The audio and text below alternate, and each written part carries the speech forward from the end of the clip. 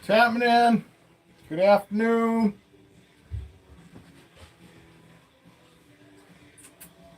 Hey girl, what are you doing? What are you doing? Hmm? There you go. Hey girl. How's it going today?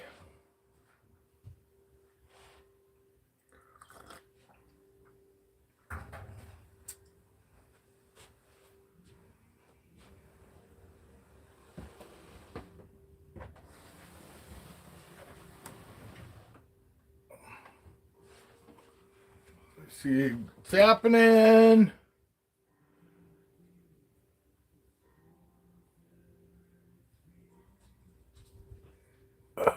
Trying to see when Roxy's just ate. Oh, Roxy eats this week. There you go.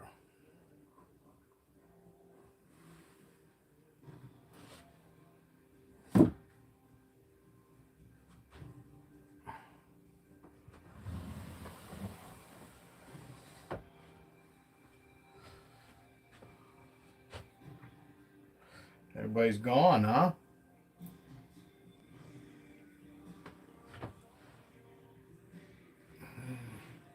What's happening? Hey, what's happening, Danielle? How's it going today? What's happening, Evan?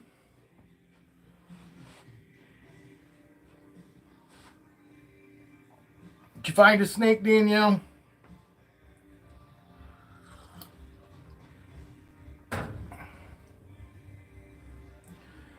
See how much of a pause there is today. Oh, where the hell did I do with my cigarette? It's too cloudy today for us to see any eclipse. Wow.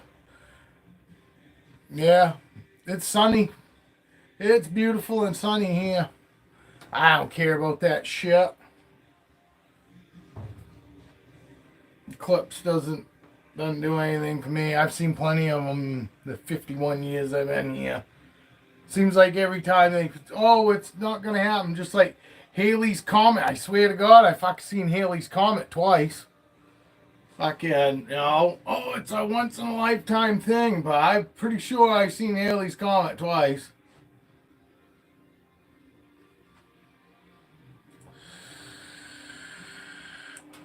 And that's actually nice here today, too. They let your daughter's school out early? Really? Why? So they could go see it or something?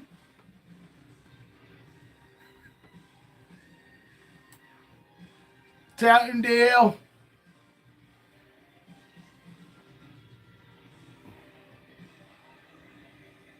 Christ, I don't understand why they're giving out all these warnings and shit on this eclipse, too. You know? Other than the normal ones where they tell you not to look at the damn thing. You know? Don't look at it with your naked eyes.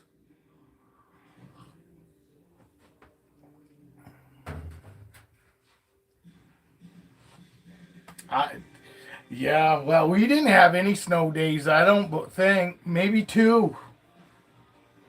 You know?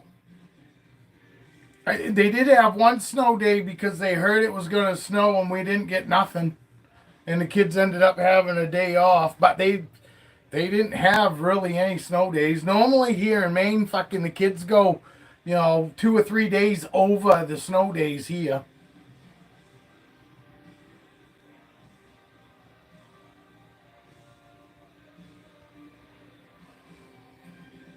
The eclipse is just fucking where fucking the moon or some planet goes in front of the sun. And it blocks the sun out for 3 to 4 minutes and that's it. And I shit you not, I've already fucking lived through fucking like 2 or 3 of them already. You know? All these events they keep saying once in a lifetime. Just like Haley's Comet. I swear to God I've seen Haley's Comet more than fucking once. You know?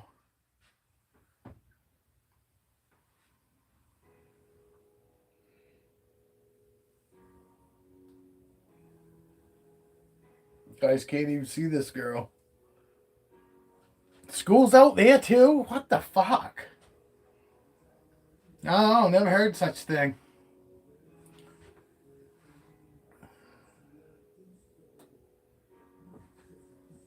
Oh, Dale says that they close schools up his way.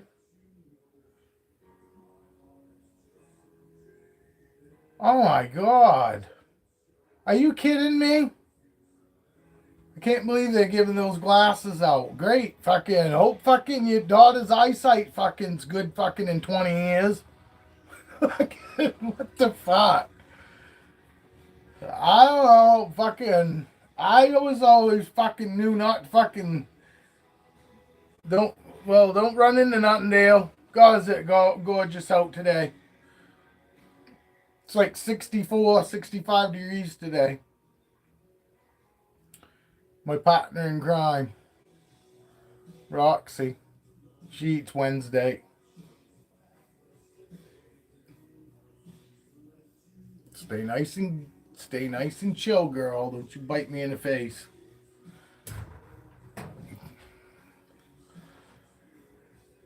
Now, it's fucking crazy.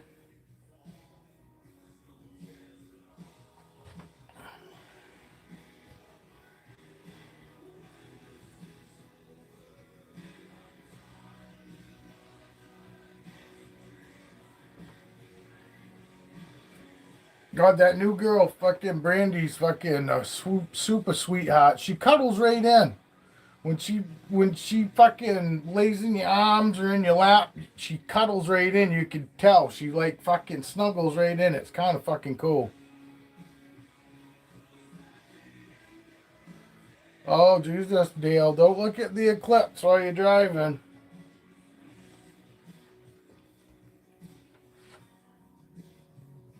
We're probably the only 4 people in here that are watching the eclipse. This is Roxy, my Doom Rolls boa.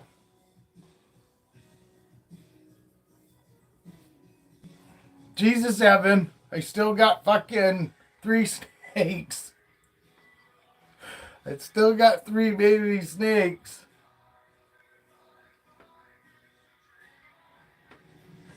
Tiana.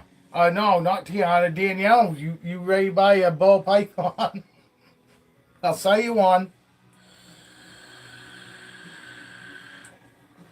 I'll give you a pick of 3.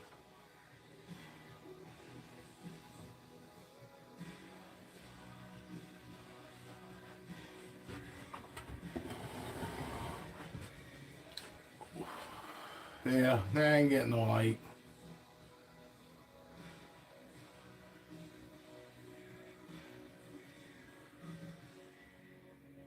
We lost somebody. Probably Dale. Dale probably in a place where he can't get service.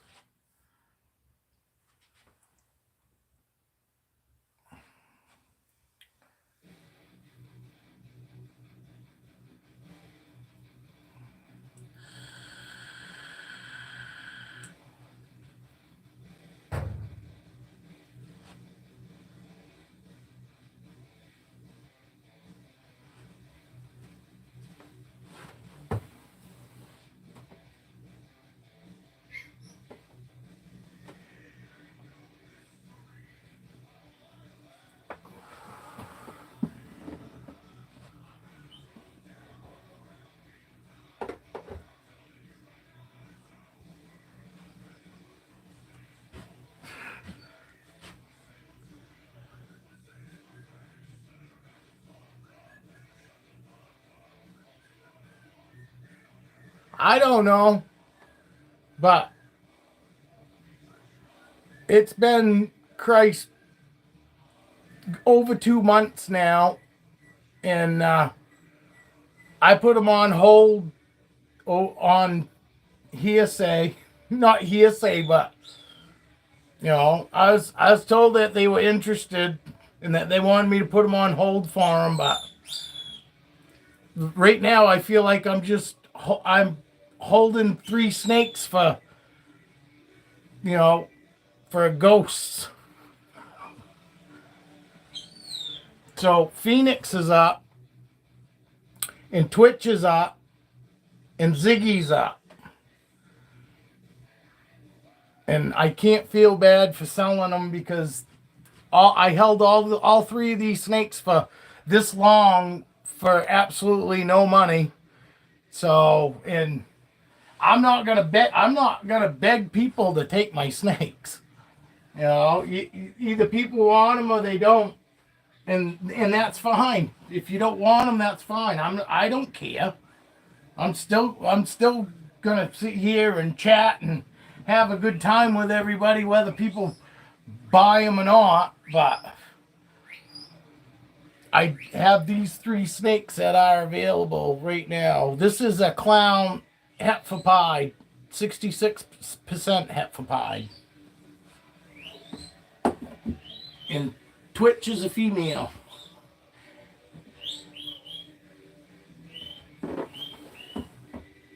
Yeah, we'll put her back. She's starting to stretch out on my neck. Maybe she don't want to go back. Well, you gotta loosen up, girl. You gotta loosen up then.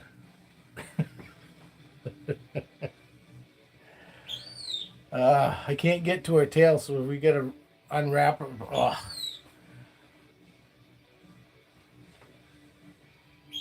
Cool snakies. No, Phoenix is a girl. The fire, not the clown. The fire is a female. Yes, they are both girls. Ziggy's a boy. Hold on, I'll show you Ziggy. Ziggy looks like his sister. No, there's no food, bud. He was starting to think that he was getting fed again. This is Ziggy. Ziggy's a boy, and he's exactly the same thing as his sister. He's a clown, 66% hepfapide. Him and his sister look almost identical. Do you want to come back out, girl? But this is Ziggy. Ziggy Pop.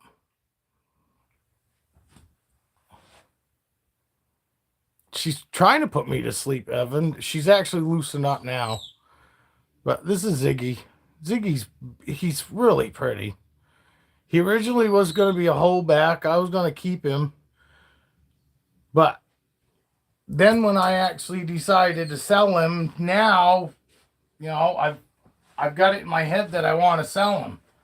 Plus, I got to make room because I think I'm going to get babies from at least Lepra.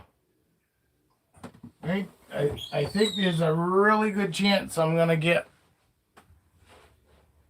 from my leopard pastel 100% het clown female.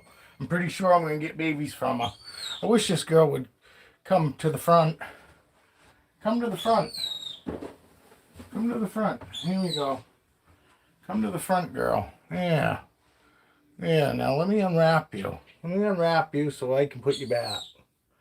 And then we'll be one big happy family again. There we go. Here, look. I'm going to let you go back. There you go. There you go, girl.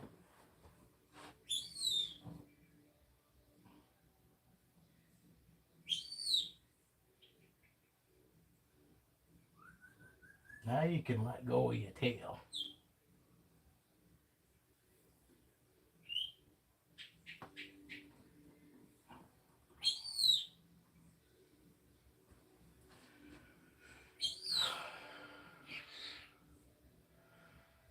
They're actually over a year old. Those babies there will be fucking 2 years old come, I think, October, November. Wait a minute, I can tell you. 3/19/22. So fucking Phoenix is actually fucking Phoenix is a year old right now. Fucking, and these guys are 10/11/22.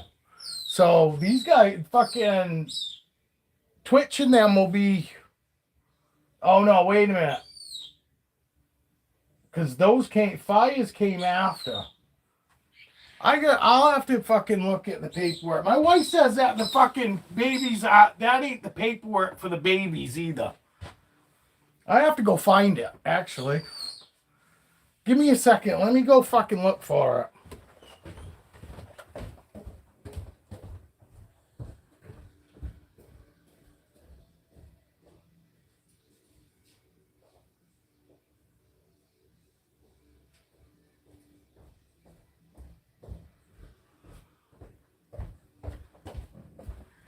Look at that. Just like that, I found it. All right. Twitch's clutch was 9/30/2022. So they'll be coming up on 2 years old at the end of this summer. The Pied Ziggy's was 10/2/2022 is his clutch date. Where's the other ones? Oh, here we go. The Firefly Phoenix was 3/10/2023.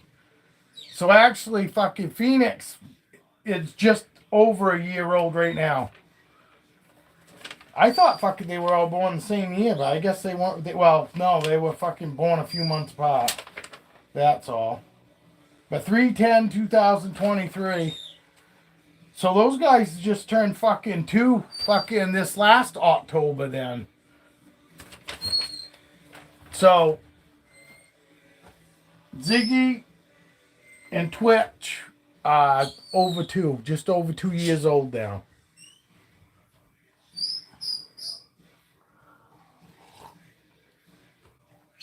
And Phoenix, no. Ziggy and fucking Twitch will be 2 this fucking whatever the 9th month is. What is it? September, October. And fucking Phoenix just turned 1. No. 2024. So she's fucking 2. They're over 2. They're all over 2. My fucking brain ain't working this morning. 9/30/2022. Well, fucking no. They're over a year. They're just a year fucking. She's just over fucking 2. And they're over 2. They turned 2 fucking in the 9th, the last year. And she just turned fucking 2 in March. There we go. Man, I'm confusing the hell out of myself. Yes. So no, their fucking Phoenix is just over 2 fucking in March, and the other ones were just over 2 in fucking October.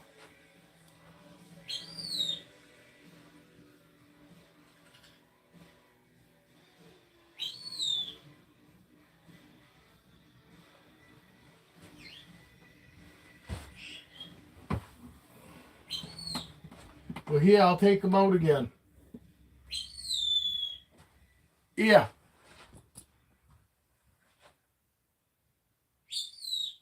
Yes. Well, I fucking probably helped if I didn't get high just before I did this. Turn the volume down there. But this is Phoenix. She's a fire. She's a cross between a firefly and a pinstripe. And she's got gorgeous colors. See, she's definitely not colored like a normal. She's like more gold and that dark brown. It's not a black. That color in between what the yellows gold there is brown. It's not actually black. It's hard to tell though. It looks black until you really look close, and then you can tell that it's brown. Yes, this girl does. This girl's got that. Oh, let me see if I can't get it. I know. I almost think that it's almost like the Punisher skull. I can't tell if I'm getting it. Fuck no.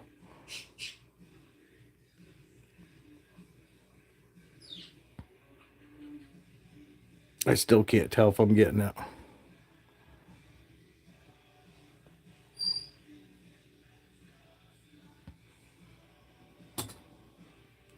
Yeah, you can see it there. But, yes, and they're all used to being handled. They love being handled. They love being out. Evie's got hers out all the time. She sends me pictures of hers out all the time. And then, so you got a chance to see her. And like I said, I want to make sure you got a decent video. But yeah, she's just over 2 years old. She's not very big. She's under 2 foot. She's probably 18 to 20 inches. She's probably close to 2 foot, but I'd say 18 to 20 inches. And a super sweetheart, loves to be out, loves to be handled, not head shy, you know what I mean? Most of the time they go right to the hand. They do. For some reason, I don't know. They're supposed to be head shy, but look, they always go right up to the hand. So, all right. So there's Phoenix.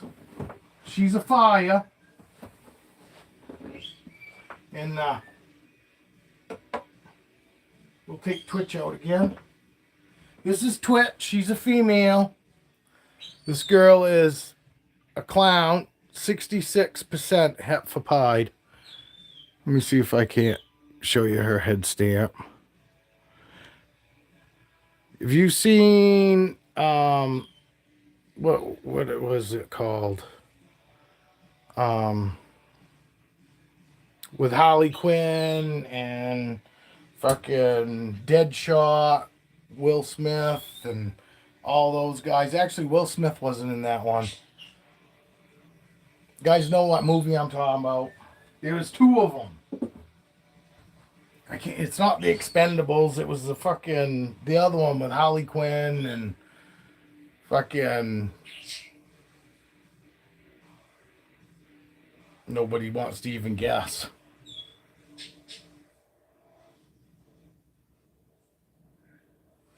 Orange? I don't know. Fucking, like, kind of orangish yellow. Let me take her out of that light.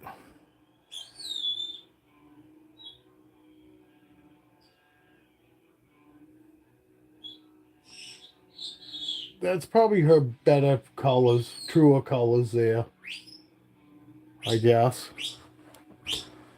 That grow light does fucking change them some.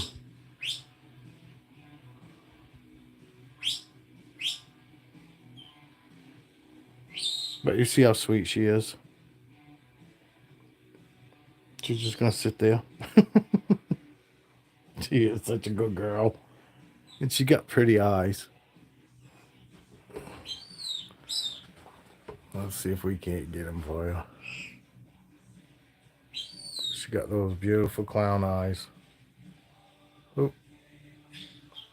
Come on, girl. Show me those eyes.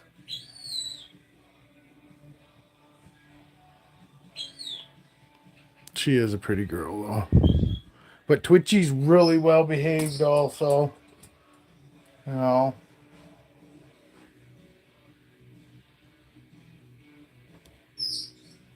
Suicide Squad. There we go. The second one, that star thing, that's what her head stamp reminds me of, is that fucking starfish thing. Because it's pretty much what she's got on her head. It looks like that starfish.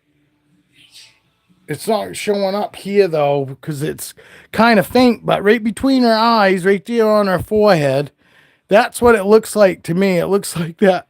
It looks like that starfish thing from Suicide Squad from the second one. She's got that nice white belly. All right, and then we'll take Ziggy back out too. This girl eats tonight. She doesn't want to go back. Look here, she got my finger wrapped up. These clowns have amazing eyes. Not that some other ball pythons, not just clowns, but most of the time your clowns have those gorgeous, gorgeous eyes.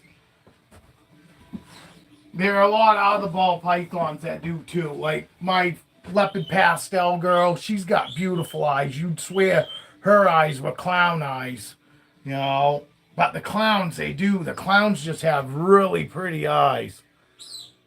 They're really, really pretty. And they're colored. You know what I mean? They got the colored eyes. They're not just black or, you know. There's actually the color of her head, that orangish, you know, color. That's what the outside color her eyes are. And then she's just got that black like pupil, you know, tiny pupil in there, surrounded with all that color, which she is. She's beautiful. But Ziggy's same way. Ziggy's got fucking crazy clown eyes too. But she does. This girl eats tonight. And these guys have all been eating small rats except for Phoenix. Phoenix is still on wean rats, but these guys are all eating small rats. Every couple weeks. No. Ziggy Bud. Ziggy Bud.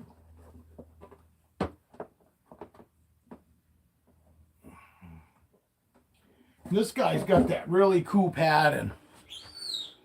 You know, he's got like right there looks like, you know, a face with a mouth open. And then he's got all these other cool like faces. And then you got a cluster here. You know, and then he's got the other side of him also. And he's the same thing as Twitch. He's a clown, 66% het 4-pied. But there's a good one right there. See this face right here? Right there? Look at that one. Looks like it's yelling. He is a good boy too.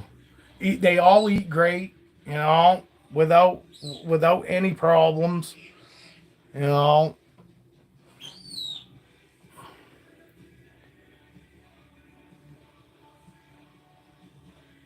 But this is Ziggy. He's a male. The other two are females. Females tend to get, you know, longer, heavier than the males. You know, there is exception to every rule, but I don't see these guys getting, you know, I don't see this boy getting any bigger than some of the other males I got. Yes, he is too. You want to see his eyes? I'll show you his eyes. Come on, dude.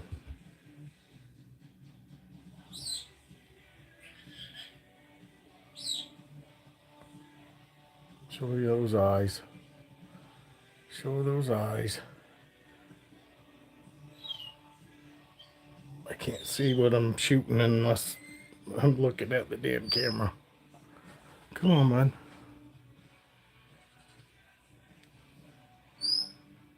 He really just wants to hide them. He says, "Don't look at my eyes." But he does. He's got his sister's eyes. in his mom's eyes. You know, Feisty's got those gorgeous, gorgeous eyes. He just ate. Actually, when did you eat? He ate Sunday. Yeah, you just ate, so you're probably wanting to digest, huh? He's probably wanting to digest his food. All right, little buddy. All right, little buddy. He ate Saturday. Yes, the same color. Most of the clowns, Danielle, whatever the main color is on top of their head is always the outside color of their eyes with that dark small pupil in there. You know, they do. They have gorgeous, gorgeous eyes. That was one of the reasons I like the clowns myself. I like them for the head stamp, and I love them for their fucking eyes. You know, they got amazing eyes.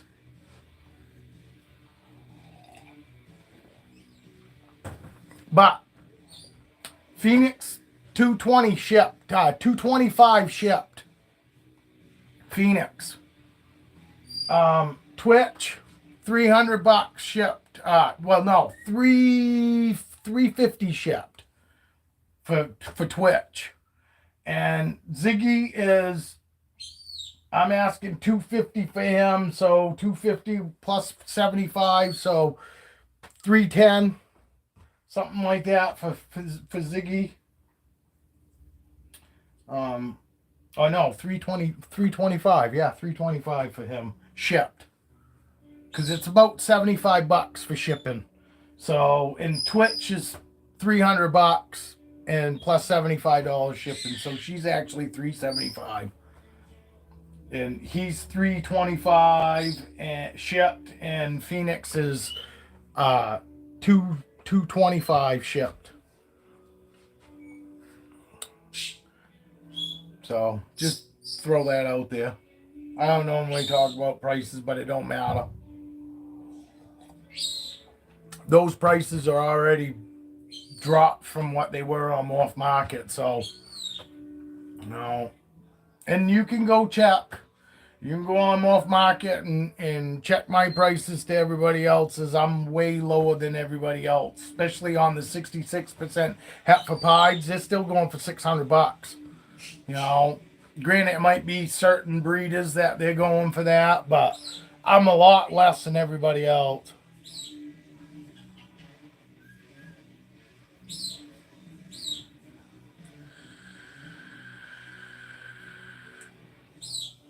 No, these guys act awesome. Honestly, you know, the two that to me I think definitely fucking, you know, are super chill with absolutely fucking have no issues with is Twitch or Phoenix. You know, the two females fucking are awesome, and so isn't Ziggy, but Ziggy acts a little nervous. He's not gonna bite or anything, but him acting nervous fucking could put somebody off. He's gonna be in. They're all gonna be a little nervous when they come to go to anybody else because they do realize that they're not here anymore. The smells are completely different. You know, the right down to the temperature, the humidity is gonna be different, and all that, you know what I mean? All the smells, they know what I smell like compared to my wife even, you know what I mean? It doesn't mean that it's going to anything's going to happen because Evie will tell you, she's had nothing but great fucking interactions with her. She hasn't been bit. They haven't hissed at her. They eat awesome. You know, kind of hoped Evie could have showed up, but she's probably out of the house today. We don't have hardly anybody here today. But, no. And Ziggy would be fine. But if somebody's already nervous, he's going to be a little nervous. He already acts a little nervous sometimes. But today most of it's because he just ate Saturday. And so he's still digesting. He hasn't gone to the bathroom yet. And that's what normally tells me when they've digested, when they've digested is they'll pee. They normally pee like 3 days after, so he'll either pee tonight or he'll pee tomorrow. And then he's going to be back to his normal self. For the most part, I open these tubs up, Danielle, and they want to come right out. They're just that chill. They really are. You know, they love being out. Can be out all the fucking time. Can be out as long as you want, as long as the temperatures are right. You know what I mean? As long as it's not super cold, it don't really fucking much matter.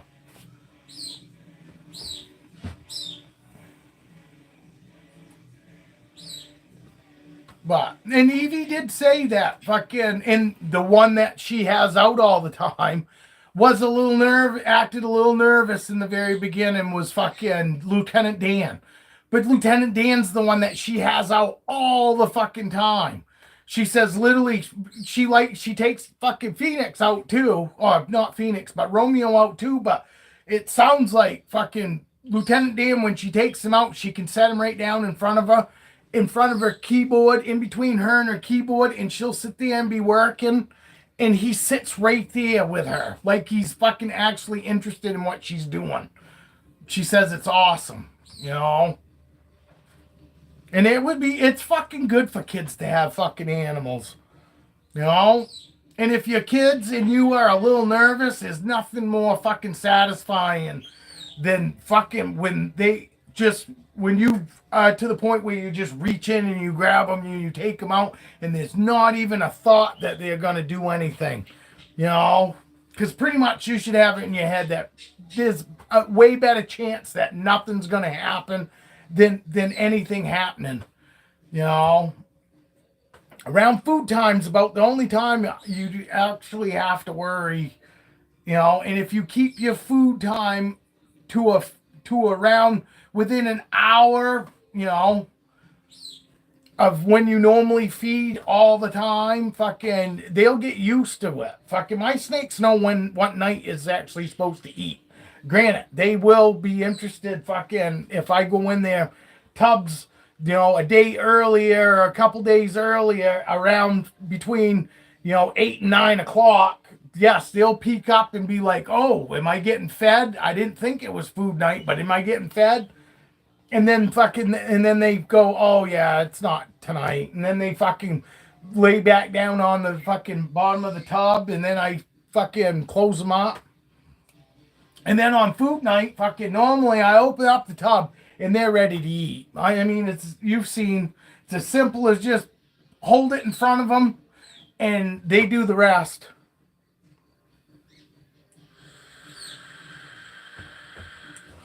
Yeah, they do, Evan. They get to the point, if you feed on a regular night, and you know what I mean? And there's nothing wrong either fucking randomly feeding them. You don't have to do it.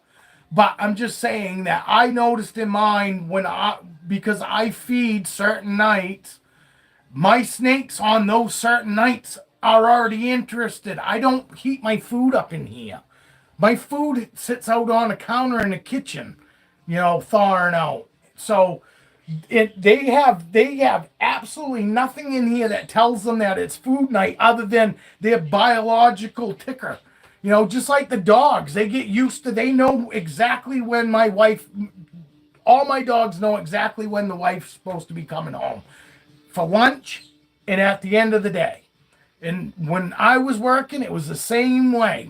And the dogs can't tell time. They just automatically know. They have ways of being able to tell that shit. And my dog does. About fucking 15 minutes before the wife comes home, at 4:30, he starts listening.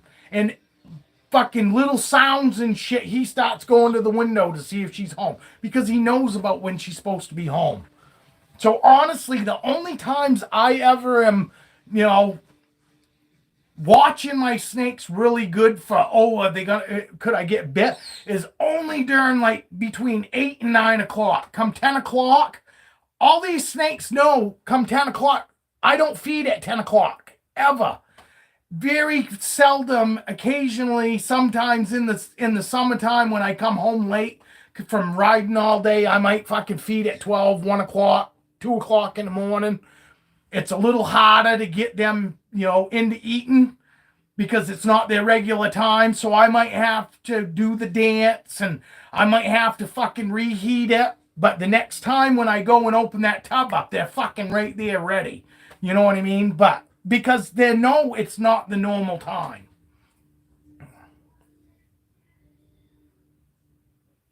You go by the size of the snake, Danielle. The biggest part of the snake is what you gauge your food by, not by the neck, not by the head. Everybody has this big misconception that, oh, that skinny little neck, will never be able to fucking swallow that food. They can. It stretches like incredible. But you normally go by the fattest part of the snake, is that's what you dictate your food on. You want the same size or slightly larger. That's the appropriate fucking way to do it. And slightly larger means just that.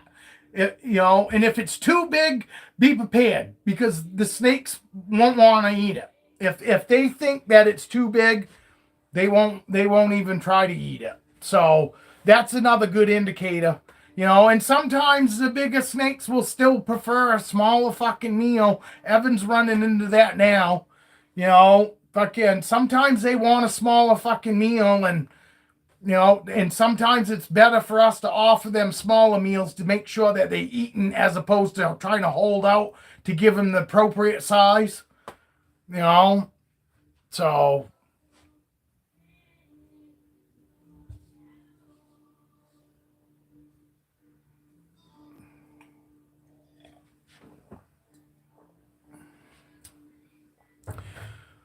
yeah, see, Cleo fucking pound large rats. I'm talking fucking large rats. Fucking, and Brandy could too. But I've been just giving her fucking mediums. But I've been feeding her. She ate the other night. Fucking, for a snake that only eats fucking once a fucking month, every fucking 2 months, fucking, she's already eaten fucking 4 meals here. And I've only had her fucking, a little over a month. Or maybe no, she's had 3 meals. This was her 3rd meal fucking Saturday night. Fucking ate another medium rat. Fucking like nothing. Fucking stuck it in there and she looked, she saw that it was a rat and fucking she grabbed it. Fucking, her and Marvin eat fucking fabulous. And normally all your fucking small snakes do. If you're if you're under 1,000-gram snakes aren't eating, there's something up. There's something going on. Doesn't mean they're sick. Most of the time, it's the temperature, the humidity's not right, or the ambient temperature's not right. You know what I mean? But your smaller fucking snakes normally fucking pound food. All my snakes would eat every fucking 7 days if I fed them every 7 days, but there's just no reason to. Fuck it, in the wild, they'll go a month to 2 months, and it's perfectly fucking fine for them. But these ones aren't fucking in the wild, you know what I mean? And I'm not worried about hurrying up and getting them fucking big so I can breed them. So and I don't want to say slow and steady, but keeping them fucking fed on the regular, fucking every 2 weeks, fucking, and eating constant, fucking, and eating good, fucking, that's my most important thing. I don't care about how big they get and all that. I want them to grow slow. Fucking, the faster you grow them, the sooner they're gonna die on the other end.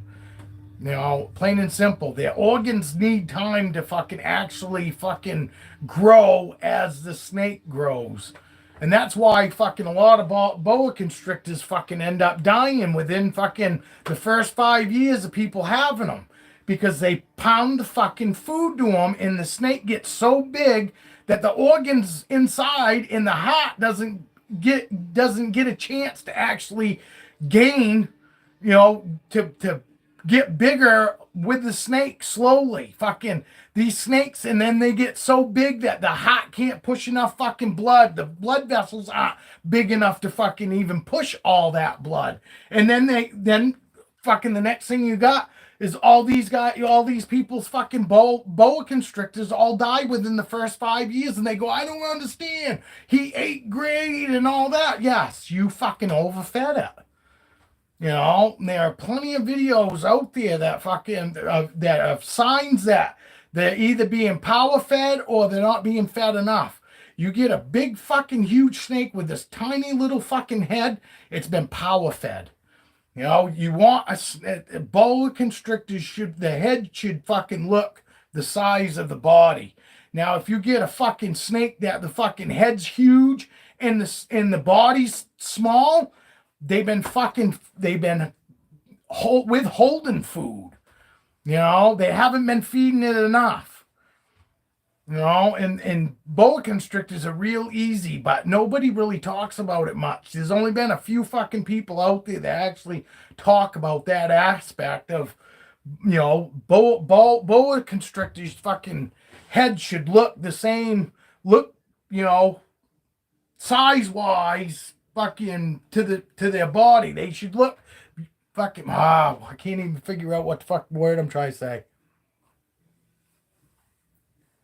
No, and I mean you can if they're to the size where they can eat rabbits. There's nothing wrong with eating big food if the snake, you know, is big enough to handle that. You still want the snake's body, no matter whether it's a boa constrictor or a fucking ball python or any other snake.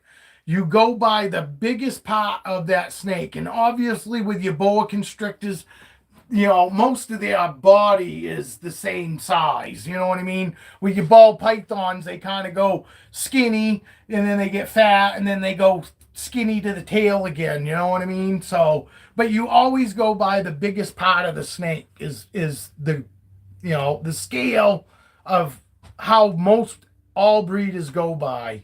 You can go slightly larger. With my boa constrictors, I like to go the same size.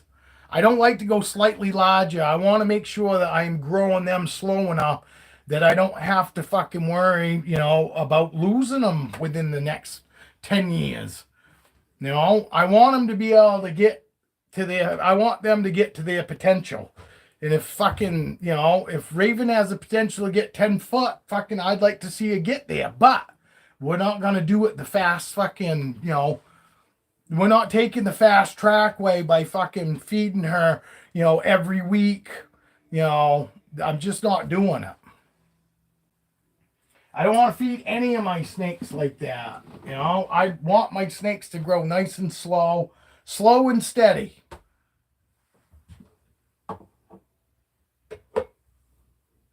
And I just want to grow them to where I feel confident that that I'm growing them, you know, that it's not too fast. I want the insides to grow at the same rate as the outsides, and that's what happens is you know, you can grow these guys so fast that they put the mass on, but their organs, their innards don't have a chance to get big enough to fucking, you know, to push blood or you know, and all that. Well, fucking, I have been, but my girls stopped taking the wood. The males have been more than willing to give it to them, but fucking leper won't fucking decided she's done. And I really think she's swollen. She's not, I wouldn't say she's fucking in ovulation or nothing, but if once you've had babies, you know when they're swelling up and it's not just, you know, them putting weight on from food. And they're still pounding food every fucking 7 days too. So I'm thinking fucking I'm gonna get something out of Lepra. I'll take her out.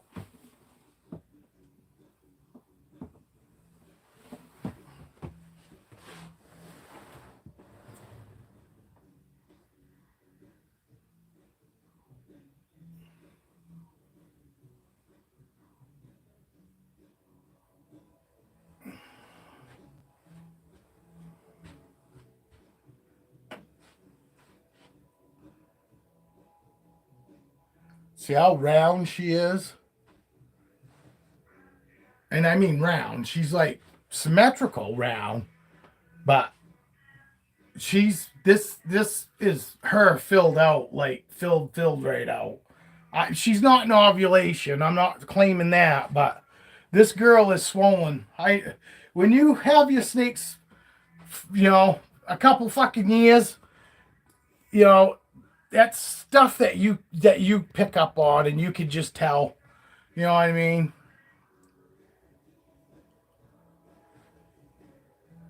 She is really thick. Fucking, I mean, super round. You know what I mean? And normally they got a little more. They got a little more tone to them. Hey, Skeeter, buddy. But she doesn't really. She's like round. And it's in a good way though. And I've got some scale separation going on. Because that's the other thing that you notice. And she's a first time mom. So this isn't normal. The other girls that I have, like Feisty,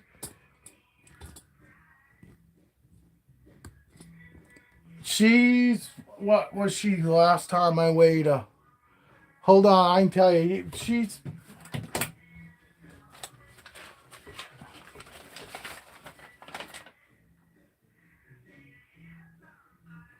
She was 2,024 grams.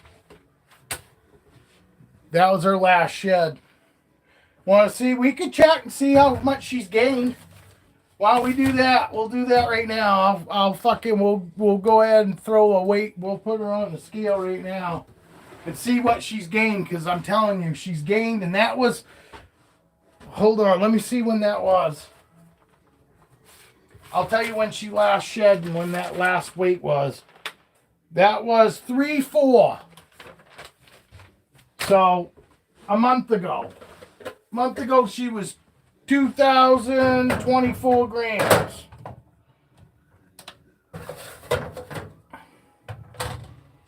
See this girl? Huh? I got the best snakes, Danielle.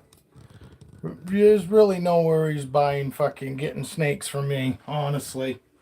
I don't have a bad one. I really don't. Alright. Got this big ass. Alright, here we go. Hopefully you can see. Actually, you know what? I can drop this sucker right now.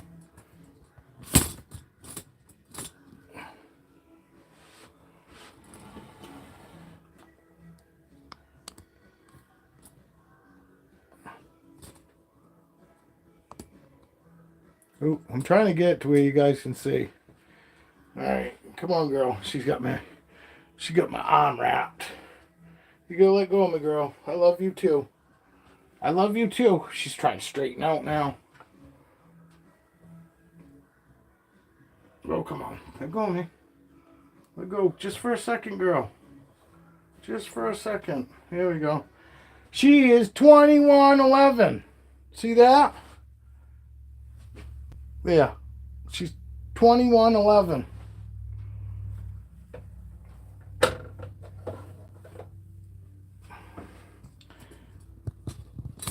So, there's what she's gained. Oh, I gotta do this out. Oh, come on. There we go.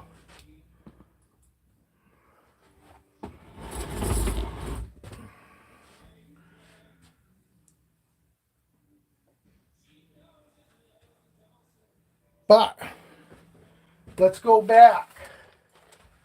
So let's go back even farther with her. I can show you how much she's gained. I gotta put her back though, because I can't do this holding on to her.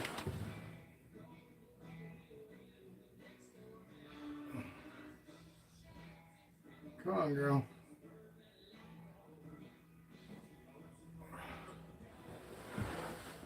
All right, let's go back over.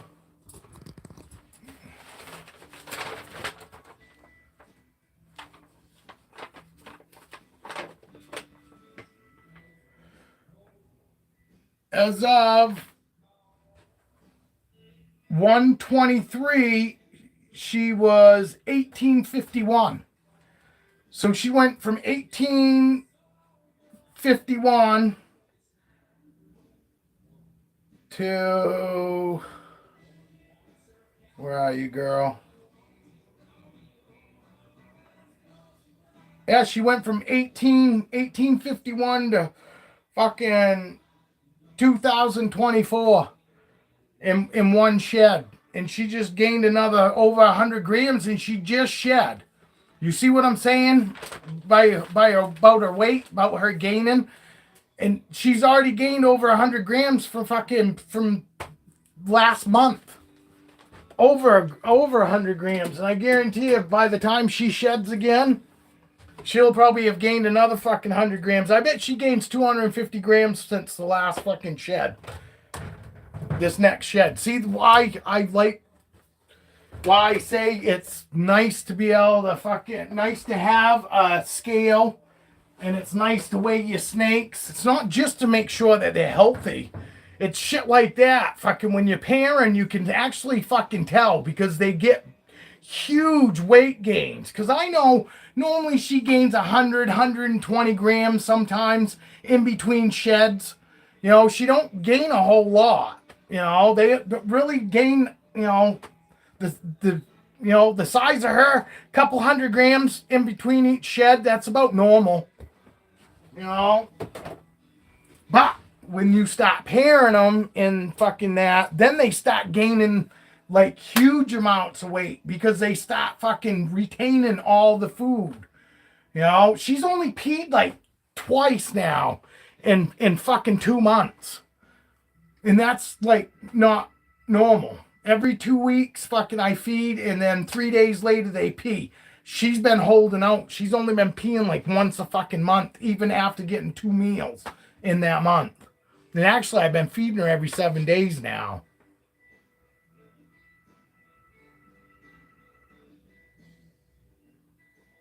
You don't know. You don't know whether it's pre-shed or not, buddy.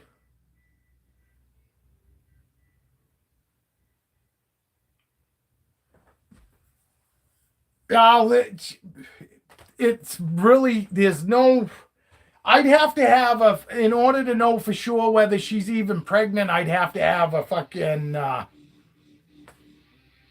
one of those fucking, ultrasounds. No, she was already in heat. Skeeta, this is after heat.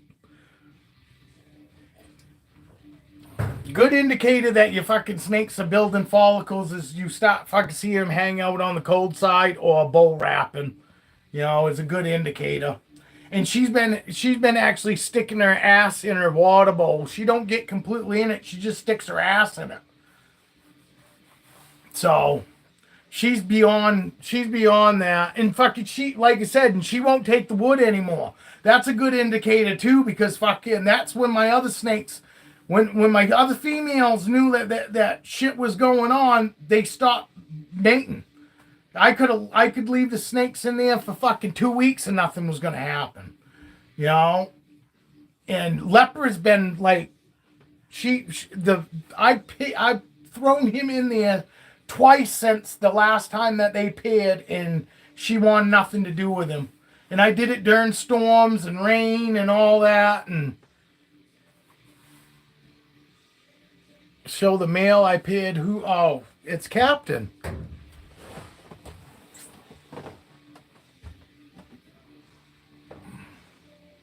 This is the male I paired her to.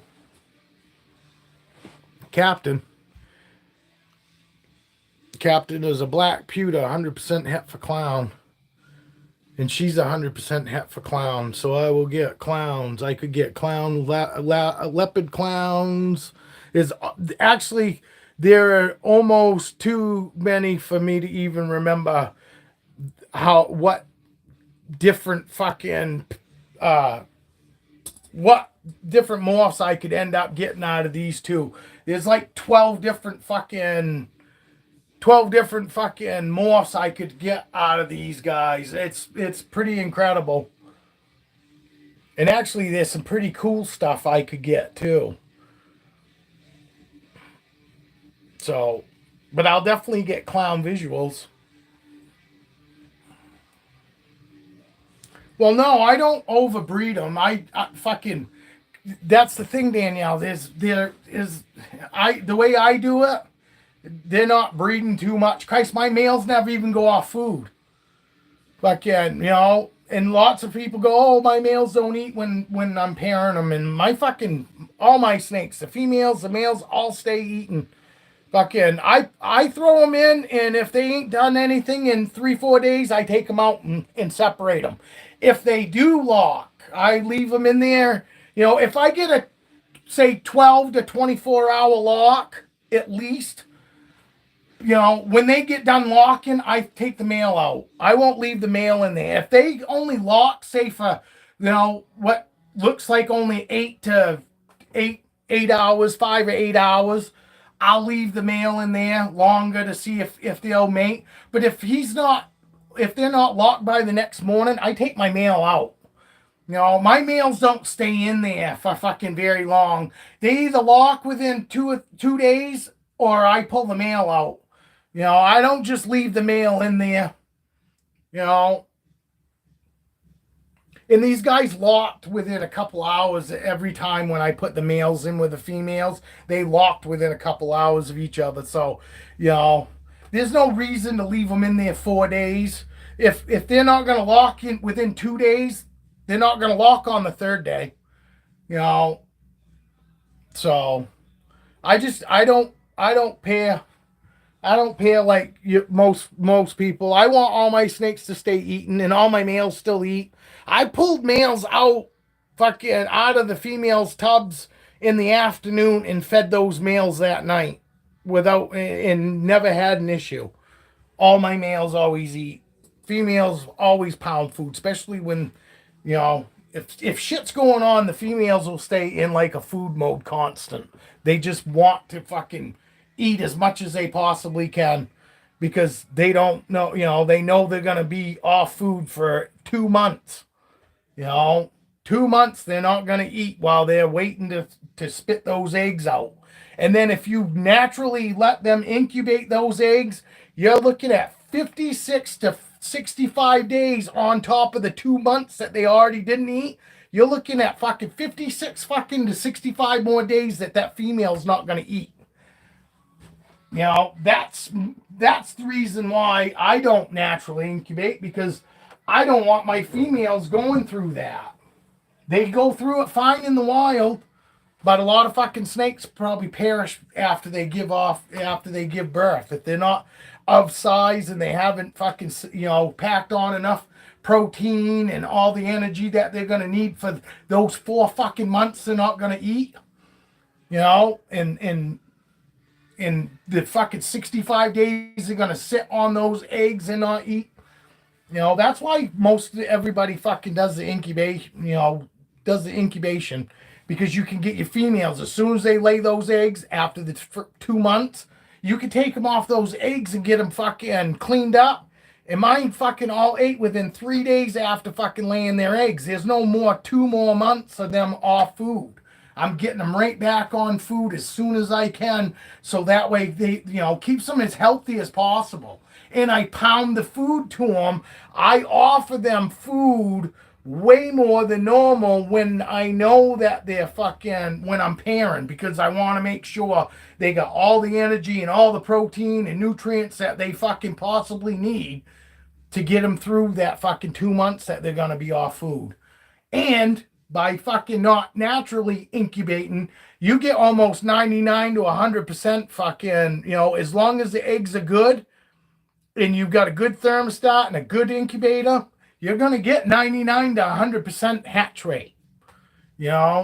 So take it from a guy that fucking didn't know anything about it. Fucking, I had just people fucking chatting at me through text about how to do the whole incubating thing, and I got 3 clutches and all the eggs that I put in there all survived. All other than that one came out and it was stillborn. or it was born and then died because its organs were hanging out of it. But that was the only one out of fucking what 16 eggs, and I lost one. So, you know, and it's simple. You know, it's simple and it's easier on the female. You know, the sooner we can get these females back on food, you know, the healthier it is for them, without a doubt. Let's see if I raise this up some. Oh. But that's my 2 cents anyway. Oh yeah, and they're not they're not the happiest when you go take them off the eggs. Although I've got it on video. Feisty. I just reached in and uncoiled the females off their eggs, and I never got bit. They never hissed at me.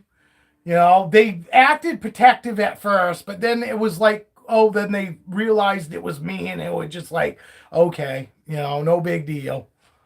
You know, they're just so used to me that fucking they know that it's me. You know, and they know that I'm not a threat. I've never been a threat to them before. Even after them having babies, I'm still not a threat to them. I'll try to see. This girl says, I'll come out.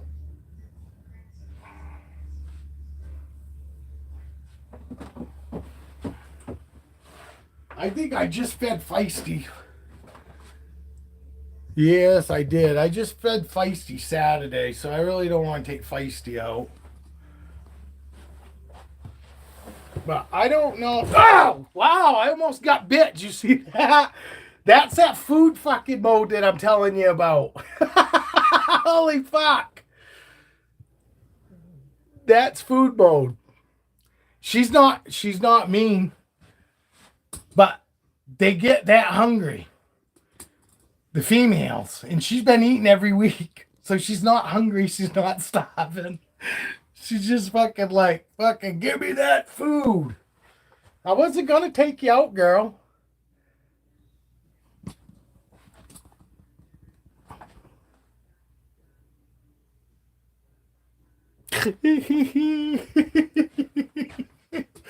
Wow.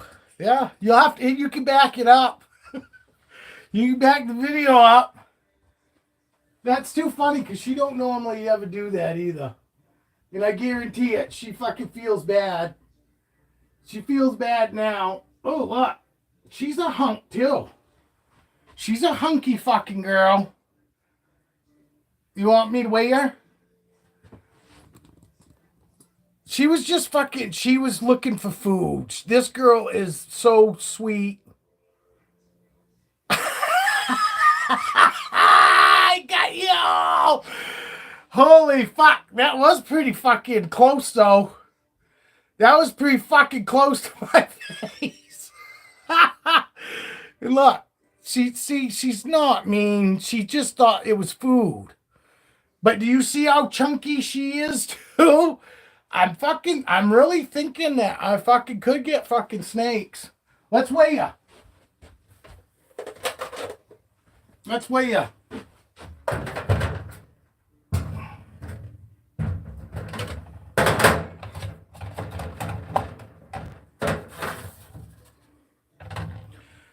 But you got to be able to know when that's a food response and when, you know, it's them being vicious. She's not vicious. You guys have seen her.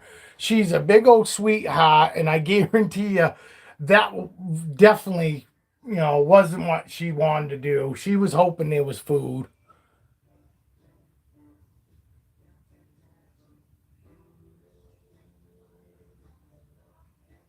I know. I'm going to have to go back and watch it.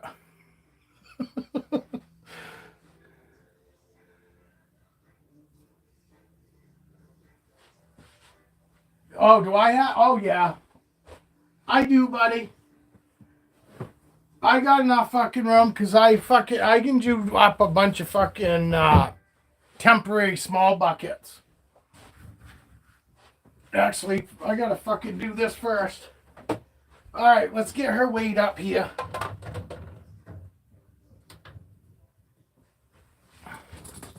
I'll show you guys fucking once I get her in there.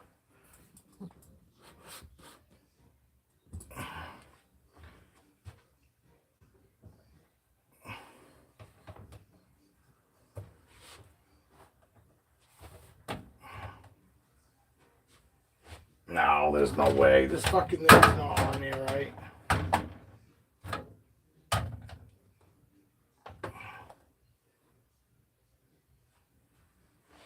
Oh, so she's only 1810.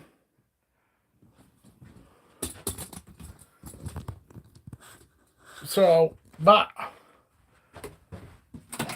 we'll be able to check and see the gains though. Feisty last time we weighed Feisty, she was 1584. 1584, and that was 215. And she's fucking 1810 now. So there's your jump. You know what I mean? And before that, oh, we didn't write her down. But I do have her here. Feisty. 1511. The time before that. So she was staying right about 1600 grams. But she's just shot up to fucking 1810 from 1500 grams. So there's your gain on her. Which is another good indicator that there's probably something going on inside there. When you start getting gains like that, you know, more than a couple hundred grams. All right, let's throw her up here because I got to fix up her tub. It's fucking kind of strange.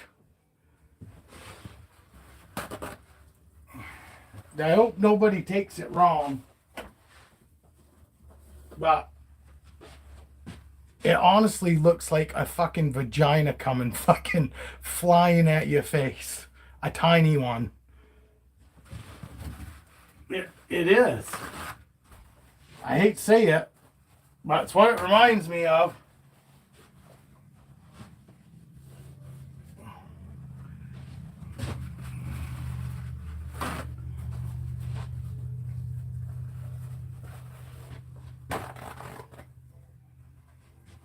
Yes, a little bit.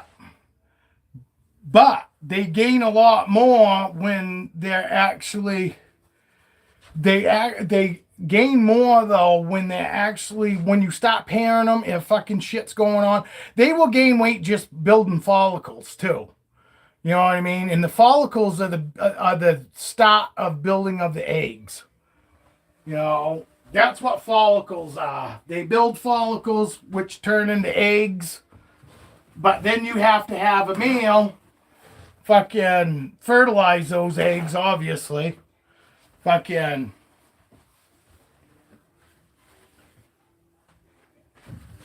But she'll start gaining way more weight than she normally does in between sheds if she's actually pregnant. Because once the eggs go and turn into eggs, they get bigger. They you know what I mean? And they add weight. There's no hiding the egg weight that's inside of them. So that's how guys that don't have, you know, ultrasounds and all that.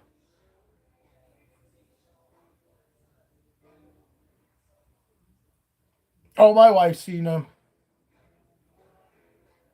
Yes, they do gain a little weight after each meal, though. Yes. That is very correct, Danielle. That is correct. But they'll gain a lot more weight when they're building follicles or magic's happening. You know, because they start storing more weight. They start storing more energy and storing more protein. And they won't, like, fucking Leper hasn't shit since I started pairing her. And it's pretty much because she's trying to keep all the fucking nutrients and stuff that she's going to need to get through her pregnancy. If she's pregnant.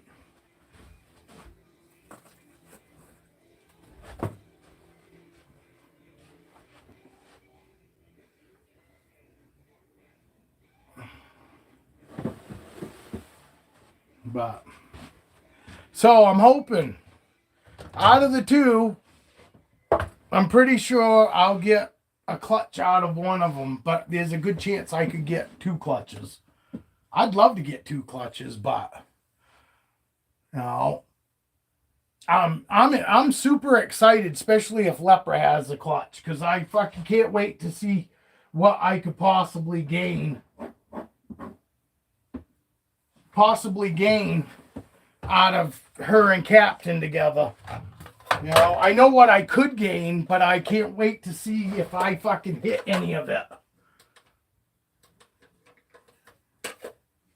And with Feisty and Blaze being thrown together, where's Blaze? Blaze doesn't eat tonight, right? No, Blaze is a bye week.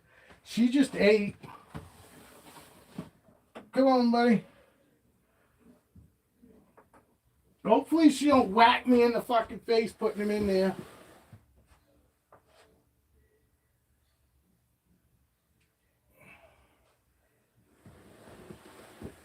But we'll throw them back together, see if anything happens.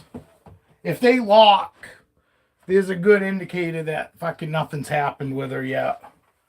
But if she won't lock with him, you know, that's a good indicator that shit could possibly already have happened. So that's what we're hoping for. But I'm pretty sure fucking Leper's not gonna fucking...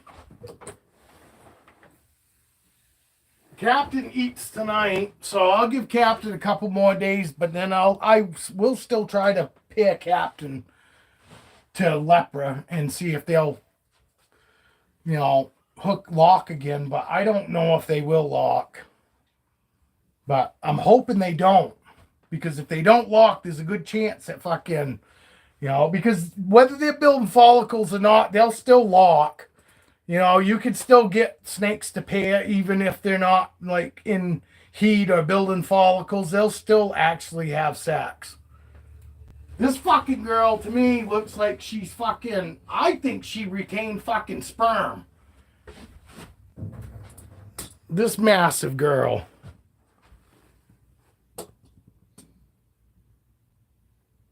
She's got a nice swell going on right through here.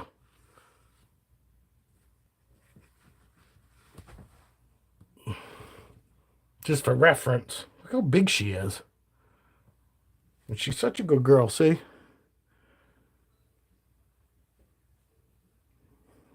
Love this girl.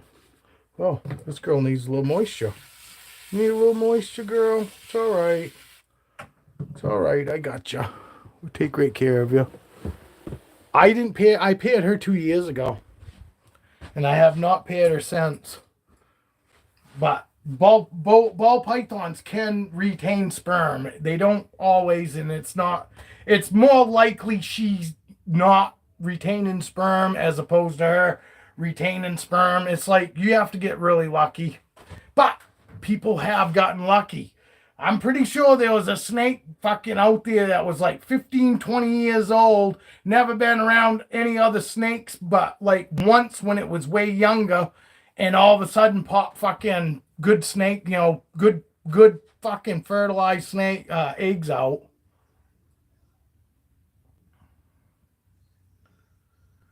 Raven's doing good, but she just fucking ate fucking Wednesday. If they save the sperm or not. You don't really know. You know, you don't know. And the thing is I paired her with 2 different males too. I ran 2 males up on her. She actually I paired her, I'm pretty sure, with my pinstripe, and I also paired her to fucking Captain. So I don't know what we're gonna get. If I'll have to wait and see what she spits out for eggs to even see what I end up with and who the actual father is, because and I almost think that I paired her with Capone too, my fucking genetic stripe, my banana genetic stripe. I'm pretty sure I paired her with him too. And she locked with all three fucking males.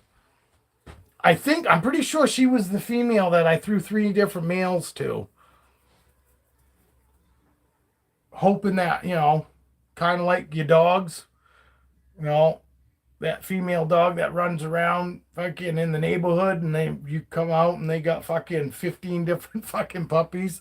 Fucking look like they're fucking from 15 different dogs. Raven's doing all right. I don't think she really wants to come out though.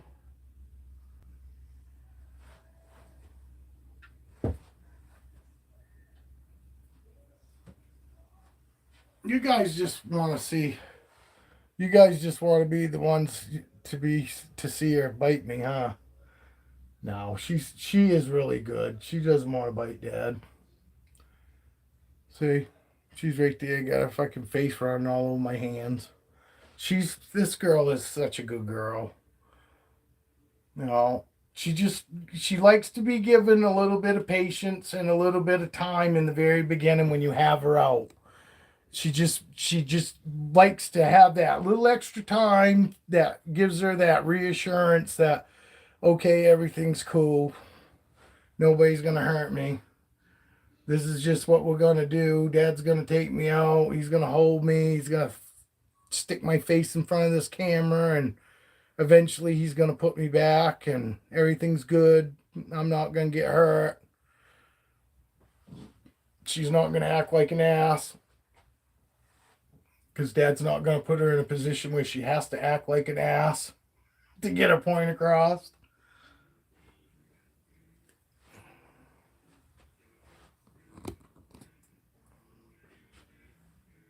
I can tell you right now, ball pythons are a lot more forgiving than boa constrictors are.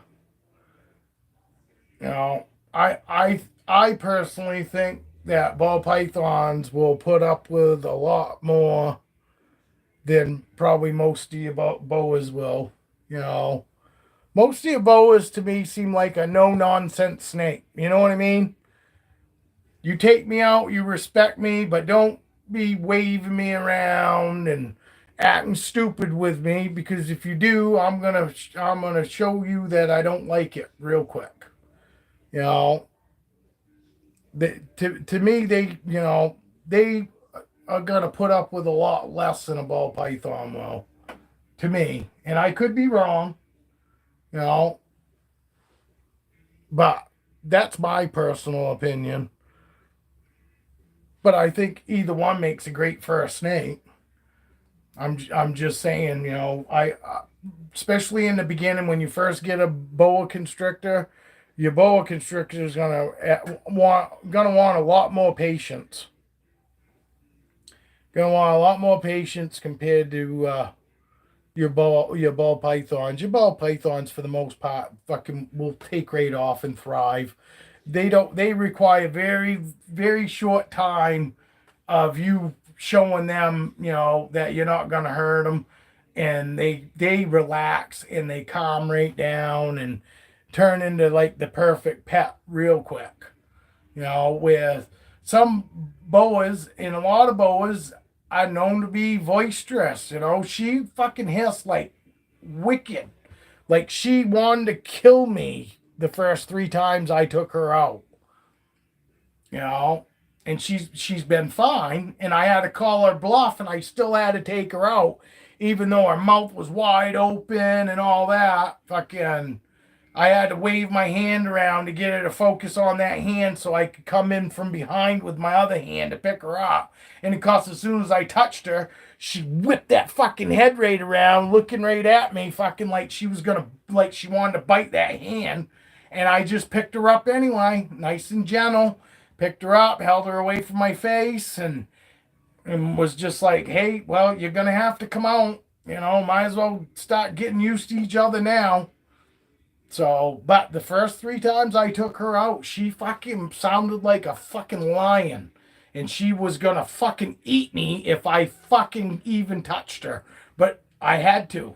I had to show her that you ain't gonna show them respect by just staring at them, and not interacting with them. You're gonna have to show them by touching them and holding them. That's the only way you're going to be able to prove to them that you're no threat. Because, yeah, you can prove to them that you're no threat from a distance, but that's not going to get them that's not going to get them comfortable with you handling them.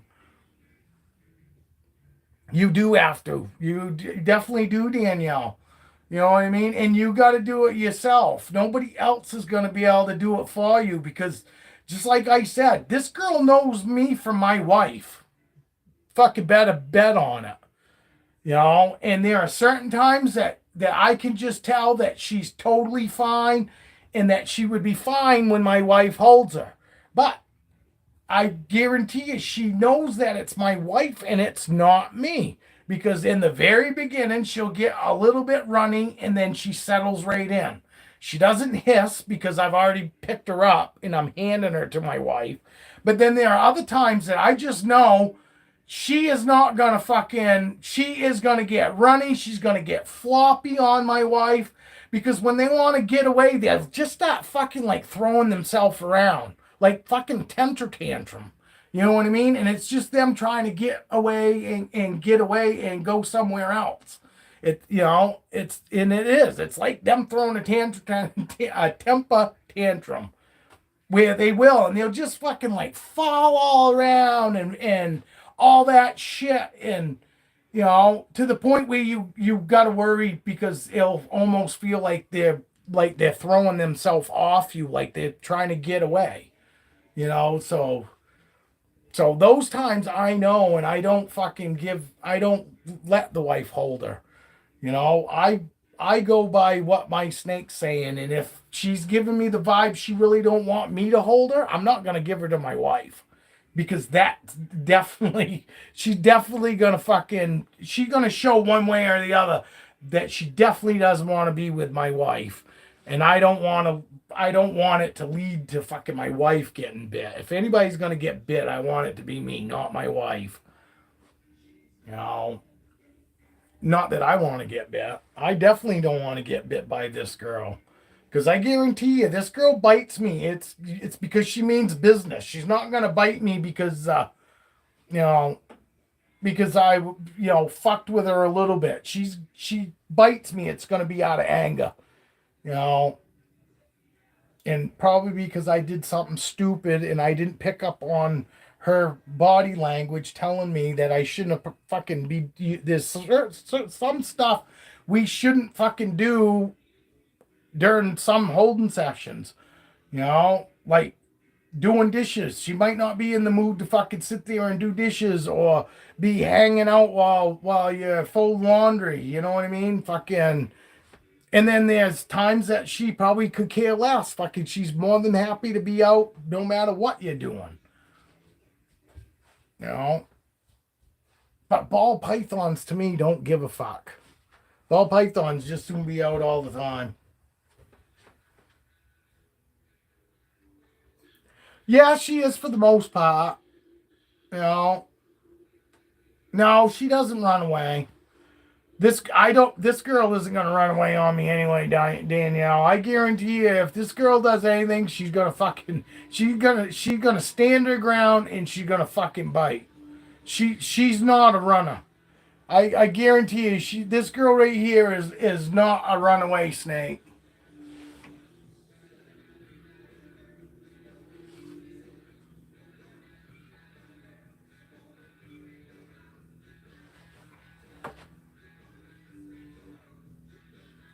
But like I said, I gotta be more patient with this girl, and I am more patient with her. The other fucking boas, I don't care where their head is or anything like that. This girl, I try not to reach right in front of her head. You know what I mean? Well, you say that, but she's starting to back out now.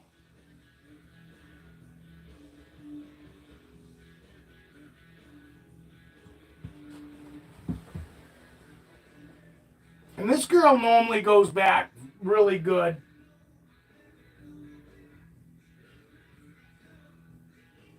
Her and Foxy, not Foxy, but Roxy, my Dumerals Boa and her go back the best.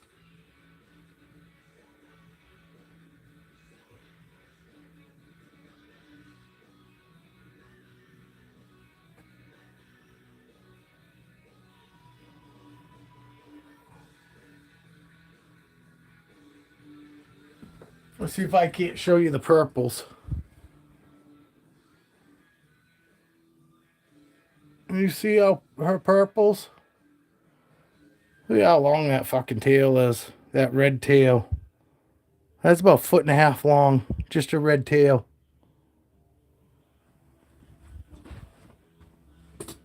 My buddy Pablo says he has a Guyana that's adult, and she's like 10 feet long. He says she weighs about 35 pounds, and he said her red tail by itself is about 2 feet long, but it's massive. I mean, it's a massive fucking boa.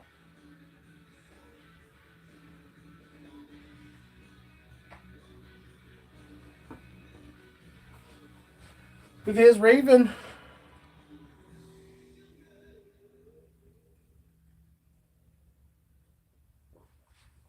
Yeah, well, that's the thing too, Danielle.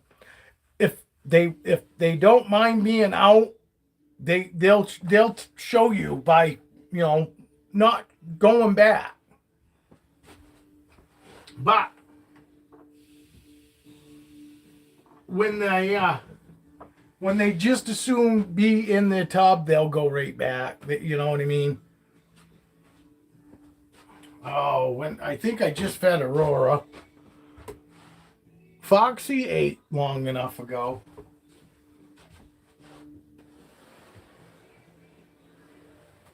I think she's getting ready to go in the shed.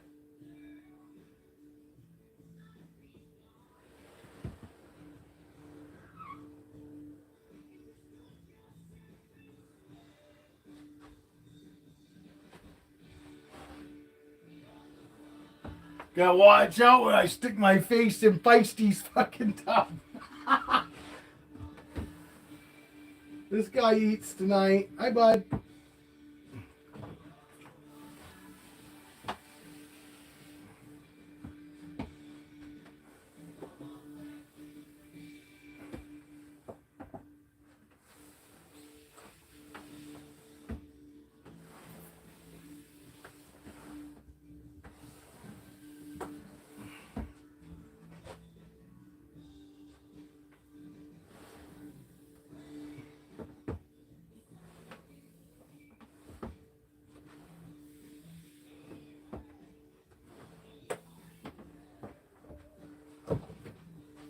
But hopefully, fucking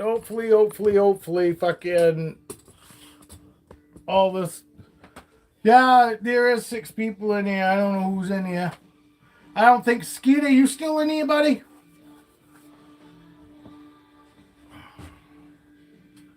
Let's see. Motley, when did Motley eat?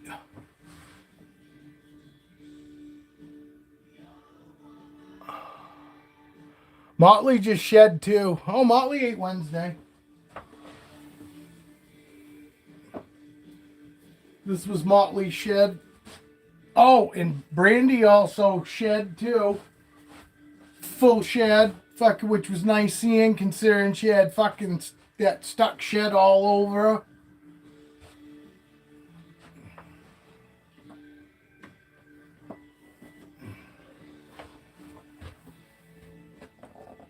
Nothing.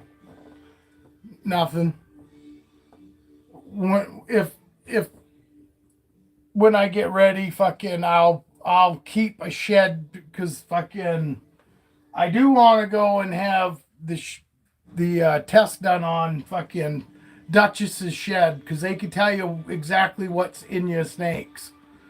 So I would like to fucking send Duchess's shed away to have it fucking tested to see what's in it.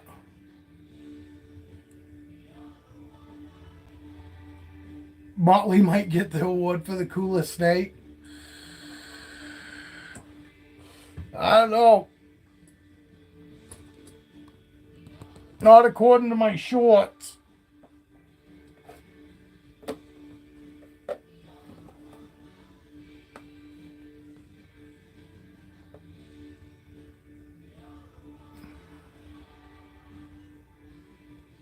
Hi, pretty girl. What are you doing?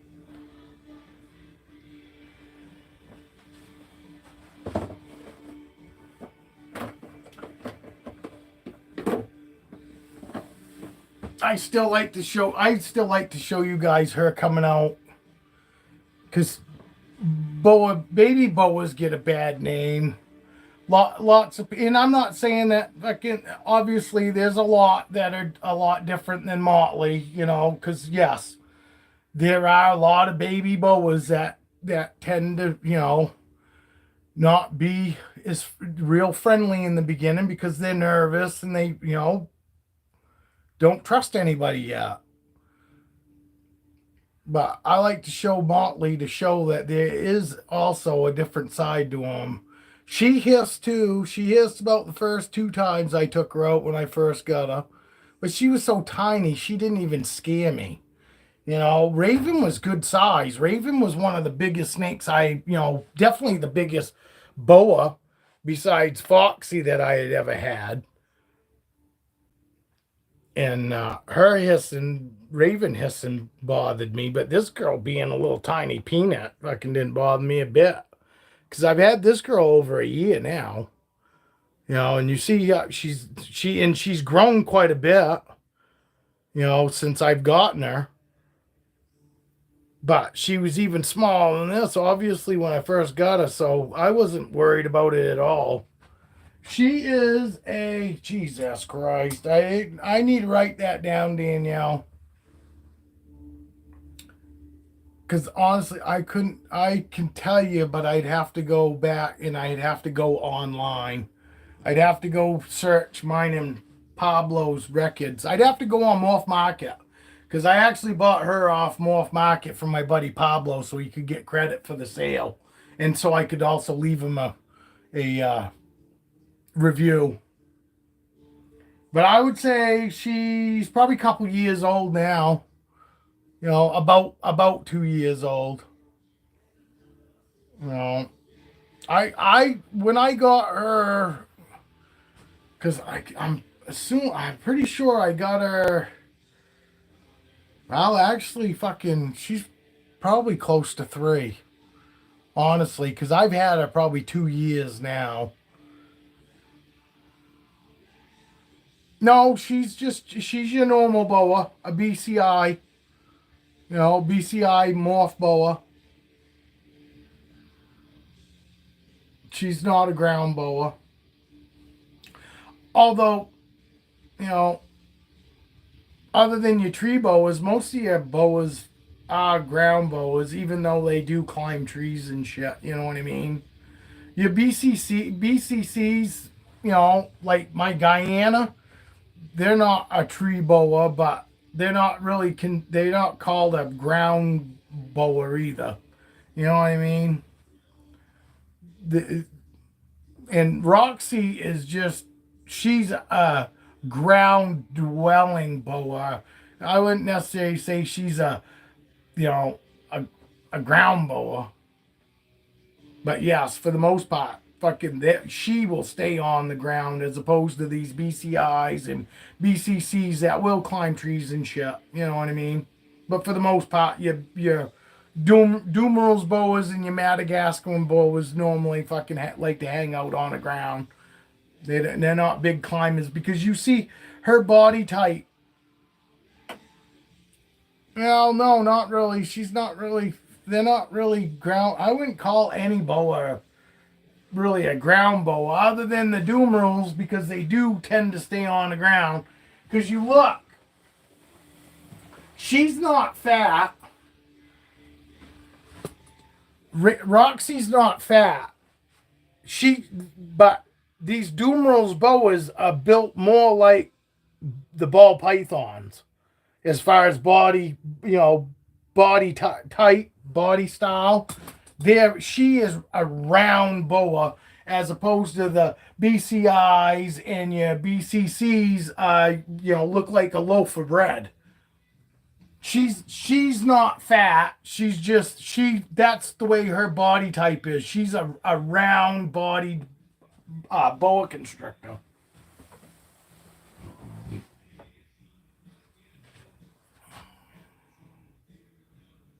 Yes, they do. Once they get big, they get wicked muscular. You know, I mean, even this girl right here, if she wanted to start squeezing, it would surprise anyone how strong this girl actually is too. And then once you get, you know, Roxy size and you get fucking Raven size, they're extremely strong already.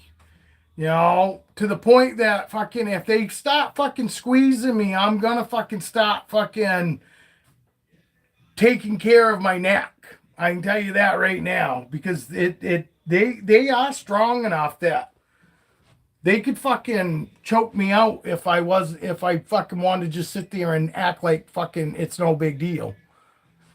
You know, and then cause when they get even bigger, and they're not doing it on purpose. They don't even know they're doing it. They're just hanging on to them. You know what I mean? They only normally constrict things once they've bitten it and they're trying to kill it.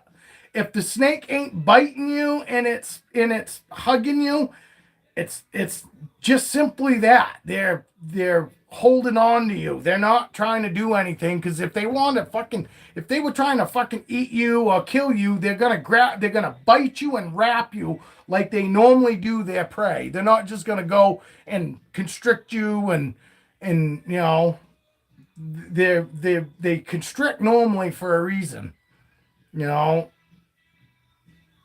But they hang on. Roxy this morning around my neck was starting to fucking, I could feel my face getting red because she was starting to stretch out from my body and it was just making her so she was hanging on to me harder to support the weight that was leaning out away from me. You know what I mean? She wasn't doing it on purpose. She was just hanging on. Is all she was doing. She wasn't doing it because she fucking knows that, oh my God, I could feel the breath leaving him. You know? This girl's little peach face. But yeah, she just shed.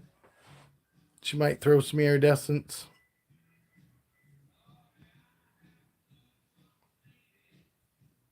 She's such a good girl. She is such a good girl.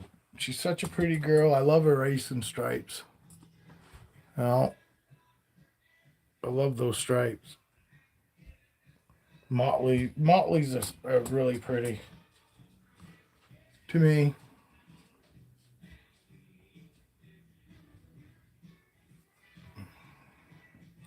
Evan, what time is it? I think I'm gonna go see if it's dark.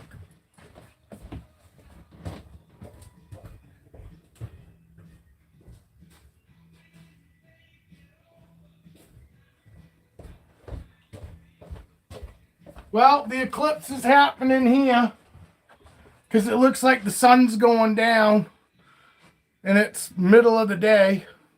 So, you guys looking out your window? Might be different where you guys are at, but it's doing something here right now. Yeah, see, it's not dark and cloudy here. It's been sunny and fucking beautiful here. Yeah, see, it's weird too because I just fucking thought of it. And I just went out and I looked, and it does. It looks like the sun's going down because fucking the way the sun is in the yard, it does. It looks like the sun's going down, fucking, but it's gonna get dark here. If I turn my music off, yeah.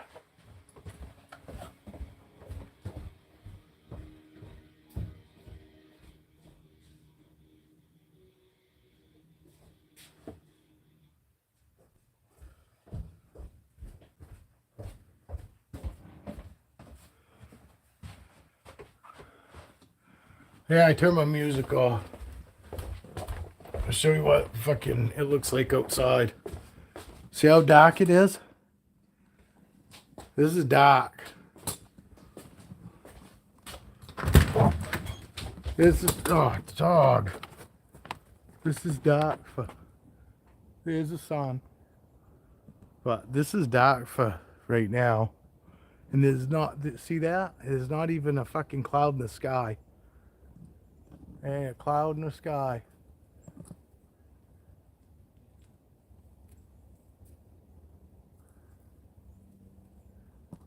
And it's fucking weird out. It's fucking quiet too. It's fucking really quiet out. I don't even fucking hear nothing outside. Huh? Did you hear that? It was fucking like quiet. It isn't dark here, but what it looks like is... Yeah, it is weird looking out, dude. It's dark here, but what it looks like is when it storms or rains hard and then it stops. And yes, it is. Exactly, Danielle. It's like almost hazy like. But there ain't a cloud in the sky.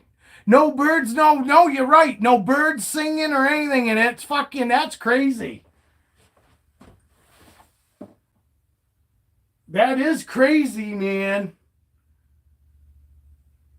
I didn't even fucking think of that until you just said that. I actually want to go outside, but I can't fucking go outside if this girl's fucking with me. Look, she's fucking trying to get out.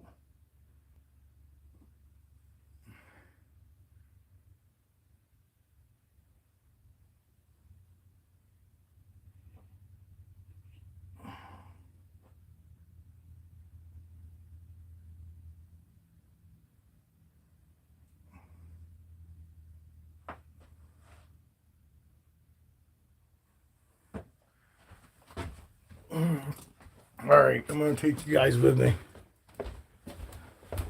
We'll go right outside. Oh, it's getting darker.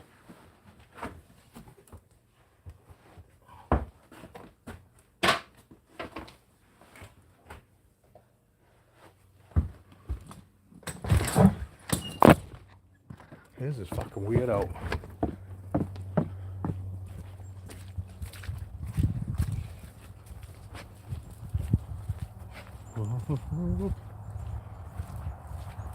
See, son?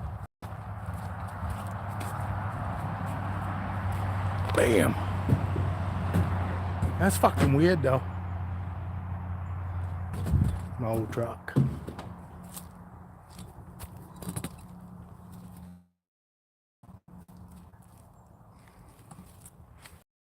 On HD.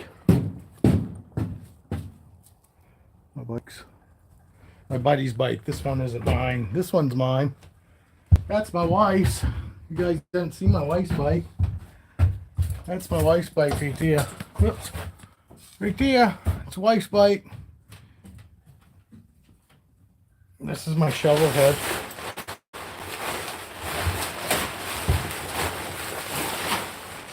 In my 1973 shovel head. Fucking, ooh, we don't want that on there. 51 years old. Hey, Danielle, it's a January baby. Back in 73.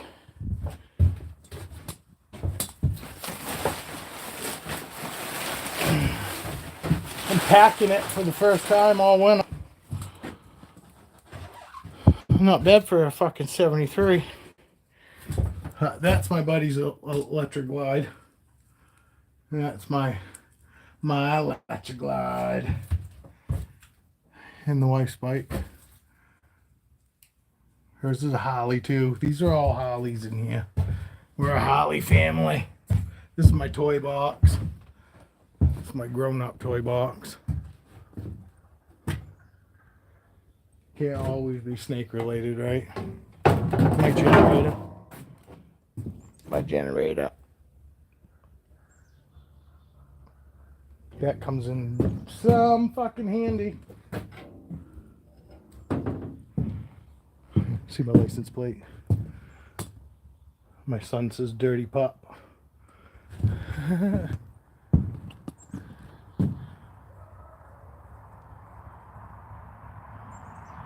Oh yeah, we do toy runs. They're always in like the end of the year here. Other people have lucky enough to fucking... Actually, the sun's coming back out.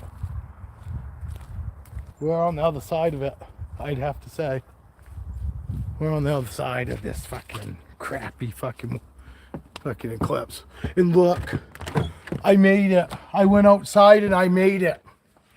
Fucking, I didn't die. I didn't die. Your power's still on. Fucking. Oh, we lost some people. We lost some haters. They're just here for the snakes. No, bumming. Jesus. Did you see how pink my fucking cheeks got? You suppose that's from that eclipse?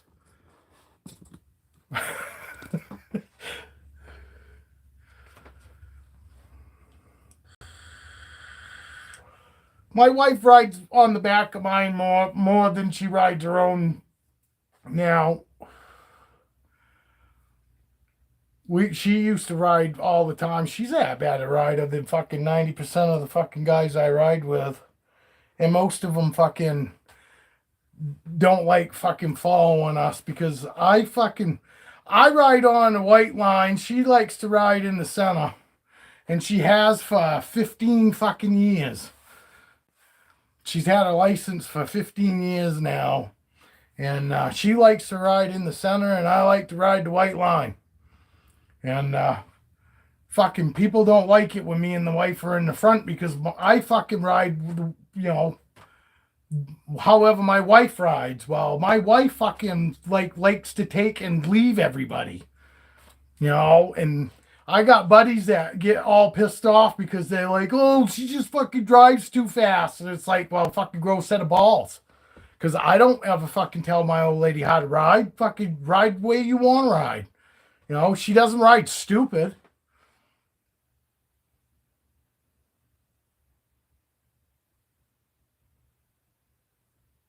No, I didn't see that, Evan. I didn't see it where the cargo ships were doing all that fucking crazy shit.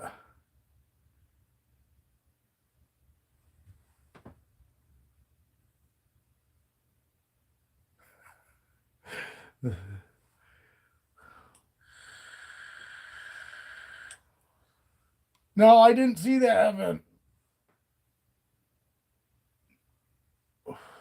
Yeah, well, that one in Baltimore, I don't know. Fucking, I've watched a bunch of fucking people explaining what they think happened with it, and I don't know. Every fucking video I watched, they all made sense to me.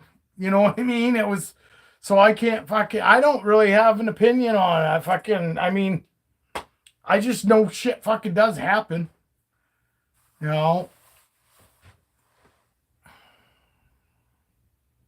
Yeah, I did see that. I did see where that knocked that whole bridge in. Yeah, and the workers that got killed. Yeah, they managed to save two of them, though. You know? No, I didn't hear about all the other the cargo ships, so Evan. That's the first I heard of it. But I don't watch the news. I watch YouTube, you know, and I don't watch YouTube for the news. So don't fucking holler at me. I'm not saying I watch YouTube for the news. I'm just saying mostly fucking, you know, we Netflix, fucking Max, and YouTube and Showtime. That's the stuff that me and my wife fucking watch. You know what I mean? I don't watch fucking news. I'm so fucking sick of all the news. Fucking, honestly. Fucking, I don't know what the fuck's going on. I just know that if any of us commit any crime whatsoever, it wouldn't take this fucking long and our ass be in jail. You know? And I will say this. Honestly, let's be real. With 90 fucking indictments, 80 indictments, if they honestly had him on anything solid, he'd already be in fucking prison. And I'm talking about the fucking guy that's name fucking ends in T. His last name starts with T. Fucking, and this whole fucking bullshit with the fucking guy that fucking his first fucking letter and his last name is B. I don't know what the fuck is going on. I don't. I fucking, this shit is just gonna go on fucking forever. As the rest of us all fucking get broker. I can't even fucking imagine. Fucking.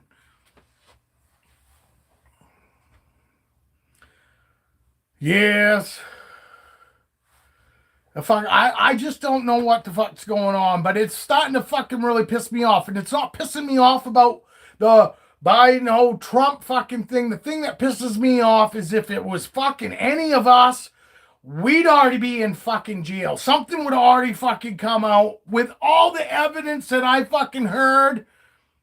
Fucking, I don't know why fucking we're still having fucking meetings over fucking the whole Biden bullshit. Honestly.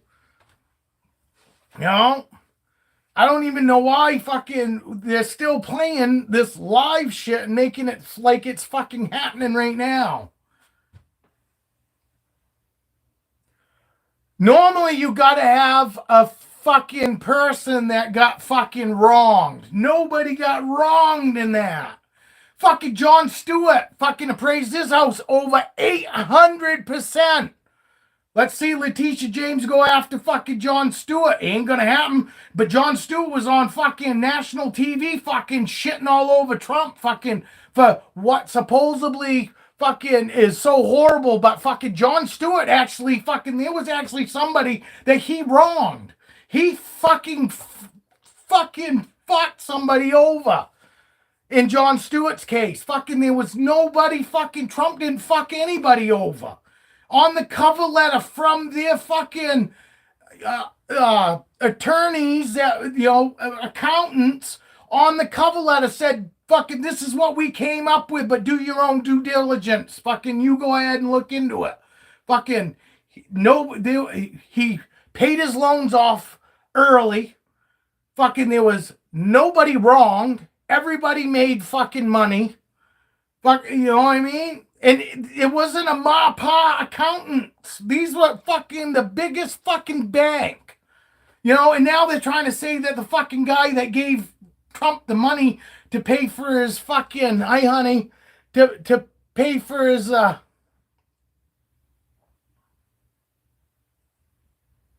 Oh, absolutely. You don't fucking think that fucking Trump would have already been in jail? They would have had him fucking put under a jail already if they honestly had anything fucking good on him. And that's all it's ever been. And just like the fucking Russia hoax. Everybody knows it was a hoax, but they still fucking, you still got that fucking Schiff fucking idiot talking like it's a thing. And everybody keeps saying, oh, Trump got impeached. They tried to impeach him. He didn't get impeached. They tried to impeach him. He stepped down because his fucking term was over and supposedly got fucking unelected. But whatever. I don't really give a fuck one way or the other. But I want to fucking start seeing people be fucking held accountable for fucking shit, though.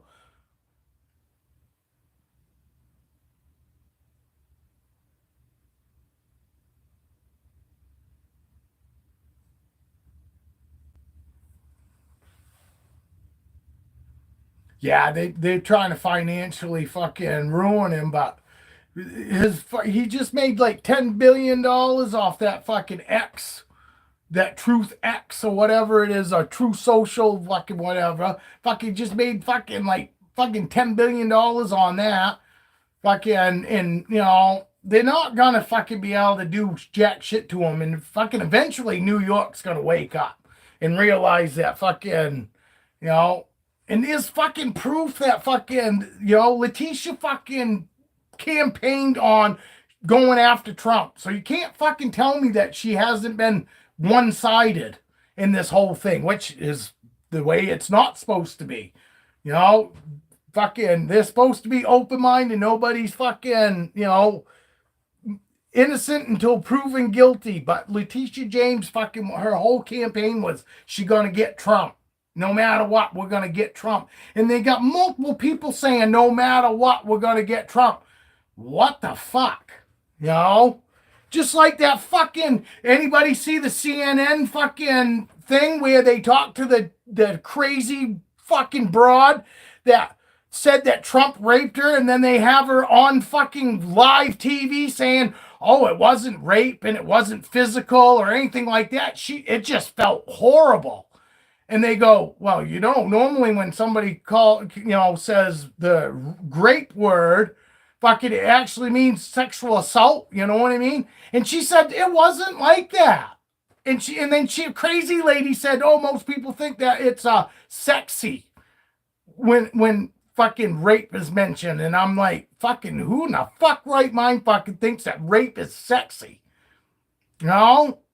Fucking Lulu's in the head fucking might think that way, but most of us fucking sane people know that fucking rape is bad, and there's nothing fucking good about rape, and there definitely ain't nothing sexy about it.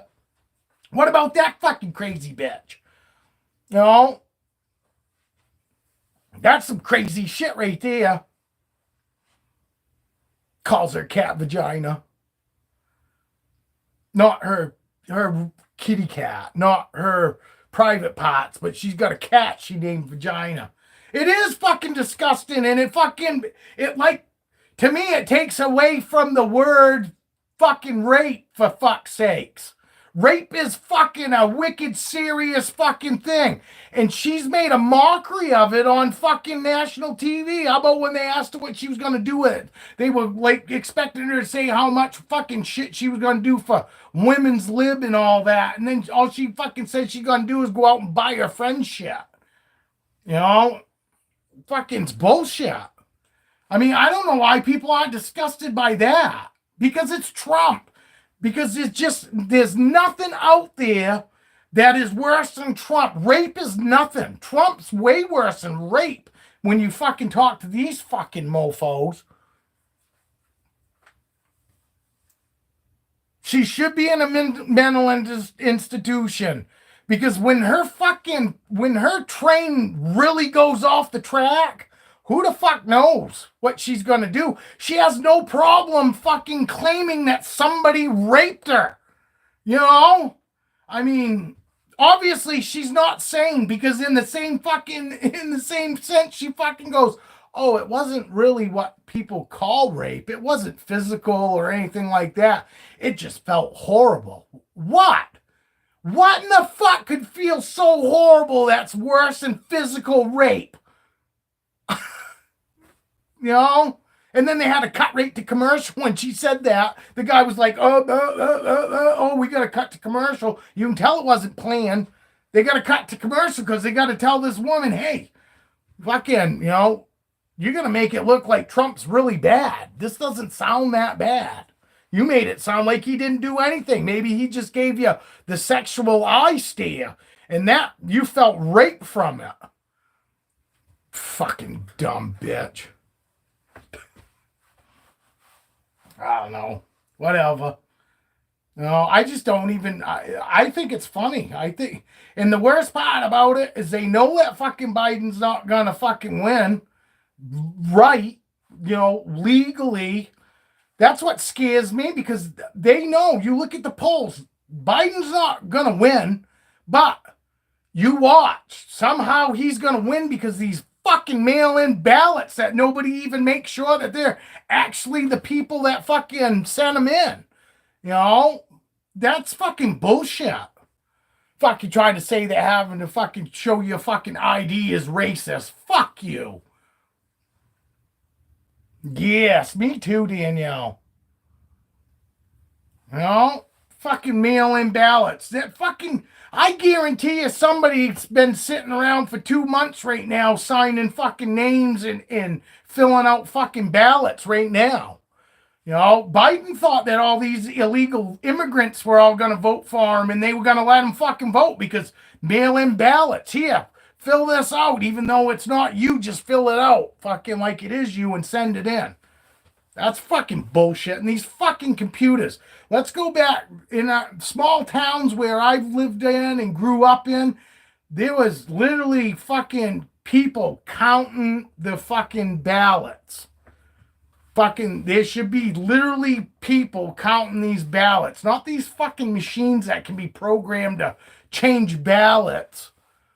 You know, how much of that fucking, I mean, we heard about all the ballot fucking, oh yeah, well, instead of fucking, that was marked for Trump, but they made it marked for Biden.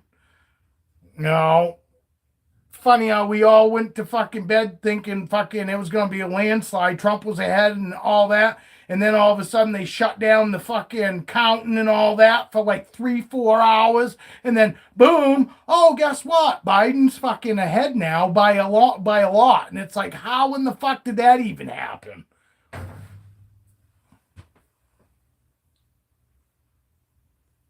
As long as I don't give a fuck if it's a woman or not, as long as they're fucking honest, Danielle.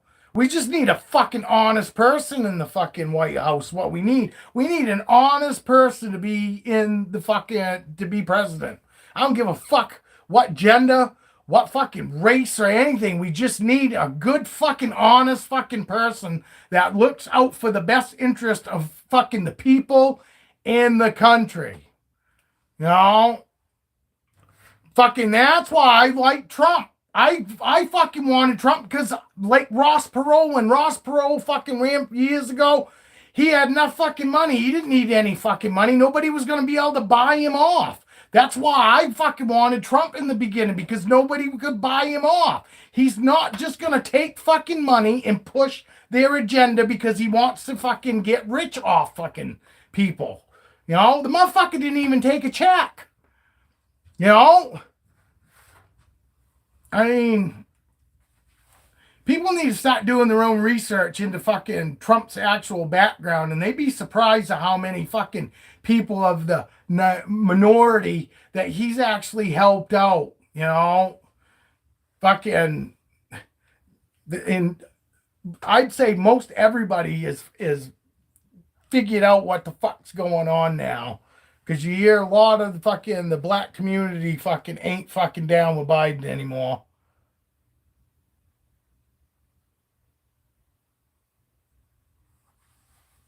No, yeah, that's the worst part about it. It's been going on since I've been alive. They fucking all tell you what they want you to hear, and then they do the opposite. But I gotta say, fucking, for the most part, when Trump fucking said he was gonna do, he fucking did. You know, and if they hadn't fucking been fighting him so much on every fucking thing, we probably could have got a lot more fucking accomplished too.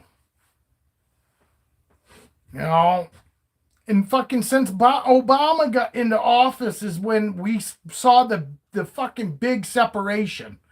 You know, and the race card and all that. Fucking, you know what I mean? I've fucking had friends that are black for fucking years now. When I was in fucking Maine State Prison, fucking, I had all kinds of fucking black friends. Fucking one of my fucking spades partner, talking about cards, my spades partner was fucking black guy. Fucking Freddie. Fucking, and he was awesome.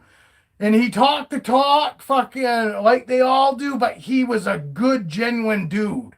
You know what I mean? And I'm down with fucking good people. I don't give a fuck what race or whatever you are. If you're a good fucking person, then I want to hang out. I don't really give a fuck about the background. You know?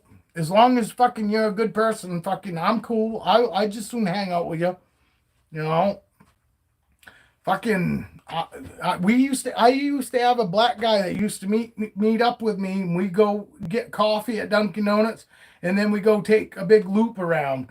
Fucking, I can't remember what his name was because I gave him the fucking nickname Black Magic, and he fucking loved it. Fucking, and after that, he had it painted on his bike, Black Magic, and you know, I got all kinds of fucking friends fucking that are black, and I got Mexican friends, and you know, I don't have like a ton of them because it's not like there's a ton of them around here.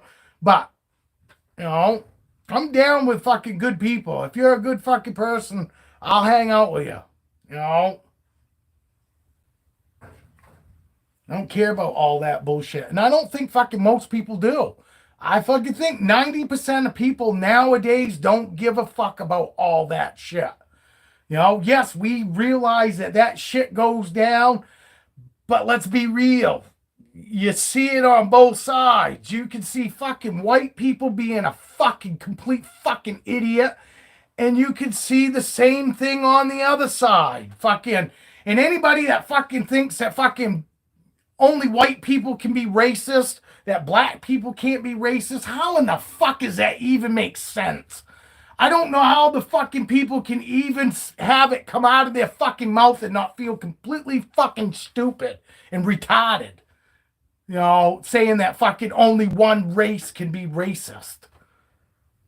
I fucking know. I went to fucking Jacksonville, Florida, and I can tell you right now, there are plenty of fucking black fucking people that were racist against me that I hadn't any fucking idea, because I grew up here in Maine, and for the most part, all the fucking black people here in Maine are fucking wicked cool.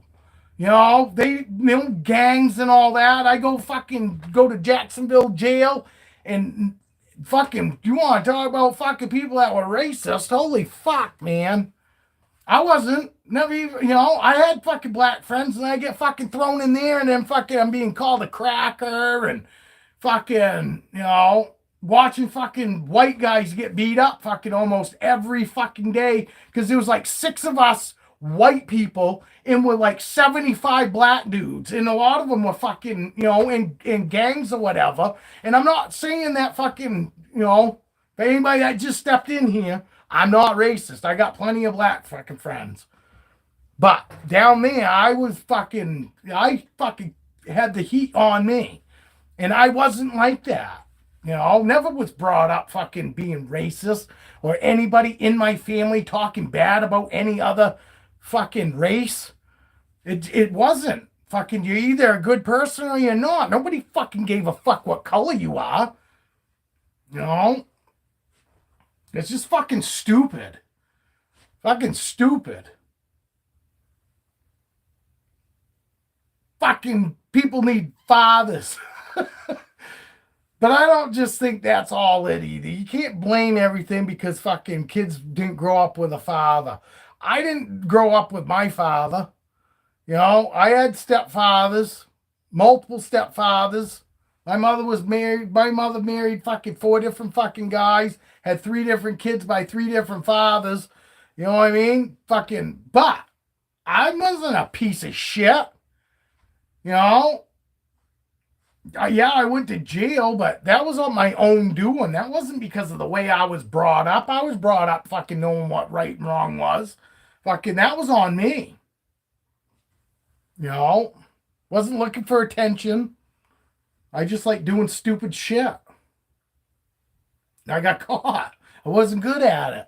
Like when I say, fucking, you know, if you can't be good at it. That's what I'm talking about. Fucking no matter what it is. Fucking, you know. Sometimes fucking we're not good at it. I'm not good at fucking getting away with shit. I'm fucking good at getting caught.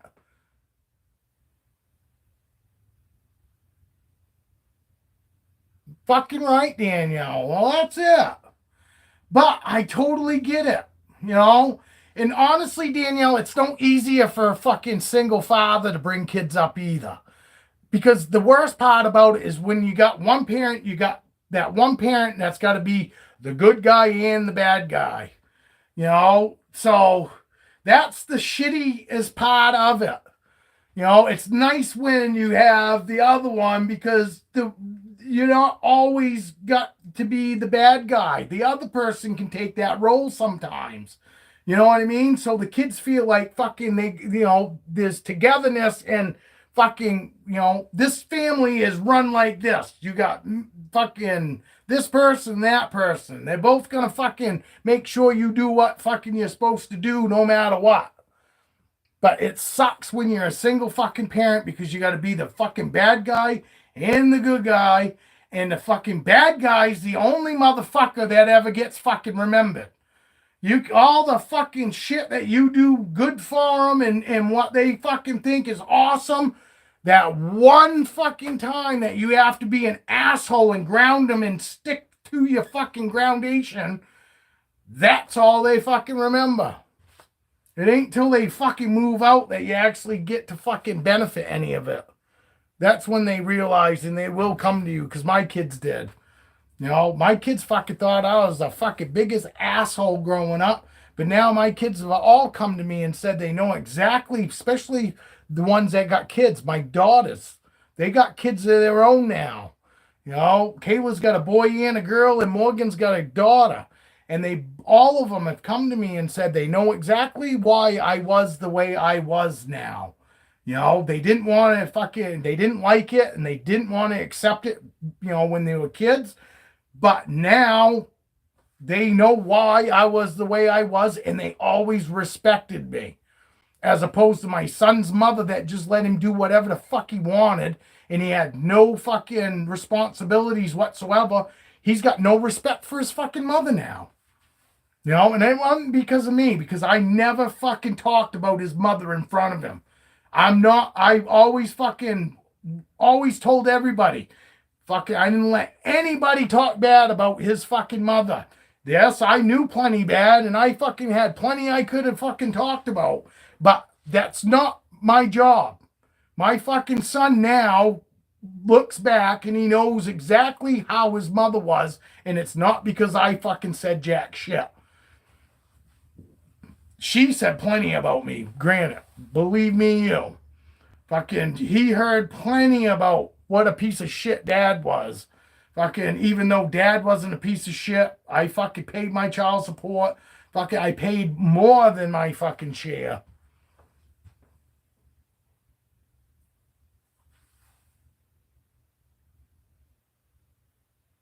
Yes, exactly. No, and regardless, if he's a good dude to his kids, then you can't take that away from him. No matter how you feel towards him and him towards you, as long as he's a fucking good dad and he fucking truly loves his kids, that's the shit that you're just gonna have to fucking keep to yourself, both of you. You know, keep to yourself, and you let the kids fucking make their own fucking decisions as they get older. You know, the kids, all they need to know when they're growing up is that they have a mom and a dad that are both fucking there for them, but they're also going to be together when it comes to fucking shit that needs to be dealt with. You know, and as long as the kids have that, that's not like being a single parent, as long as you've got the other one still in their life. You know what I mean?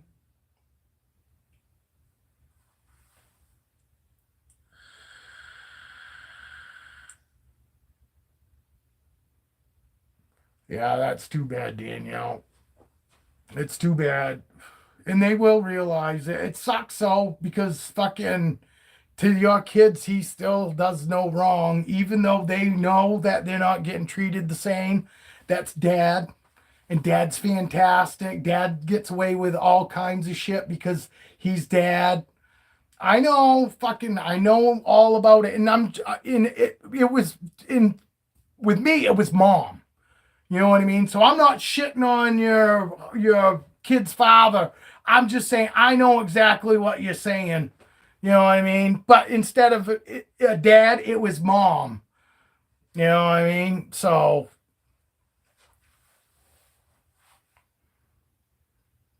no, my kid came to live with me. He told me shit that I couldn't believe. Fucking when he fucking came to live with me, fucking we went and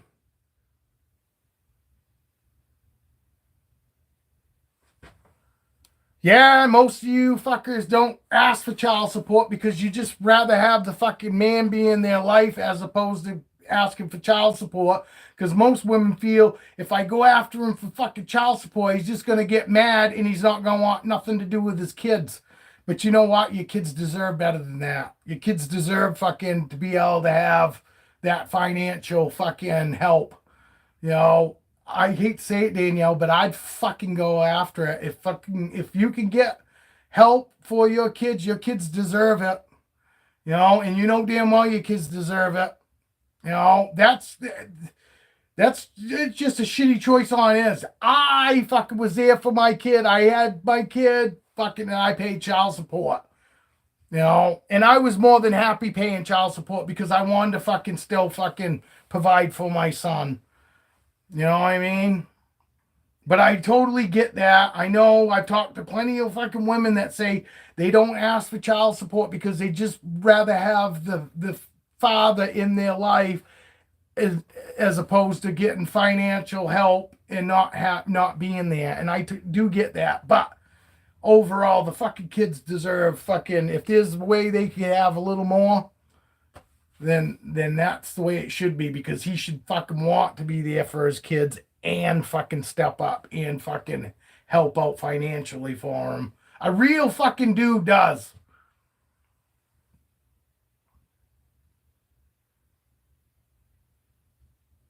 Man, that's too bad. That's too bad. Because overall, it's your kids that fucking that lose out. The kids lose out, man. You know, and the kids don't deserve it because they didn't ask for it. They didn't ask fucking be brought into the world to be fucking feeling like they're fucking, you know, not important. I don't know. I'm just different. Fucking most people are different, I think. Fucking most of us fucking, you know, most of us fucking want to be there for our kids.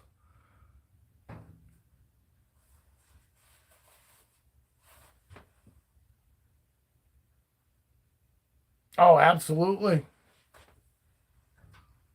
Absolutely. I've always been there for my kids. And I listen to my kids.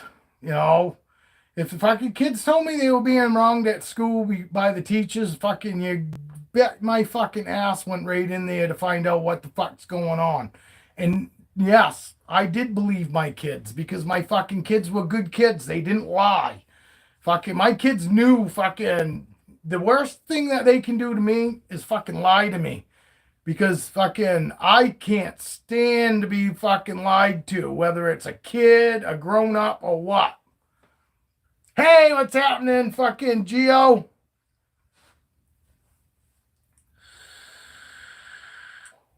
But it's getting warm in here. It's 83 degrees in here. Yeah, we're gonna fucking shut that fucking light off. It's getting warm in here.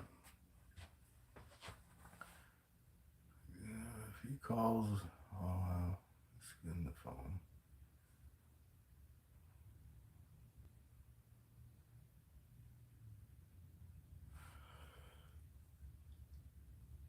My youngest dad.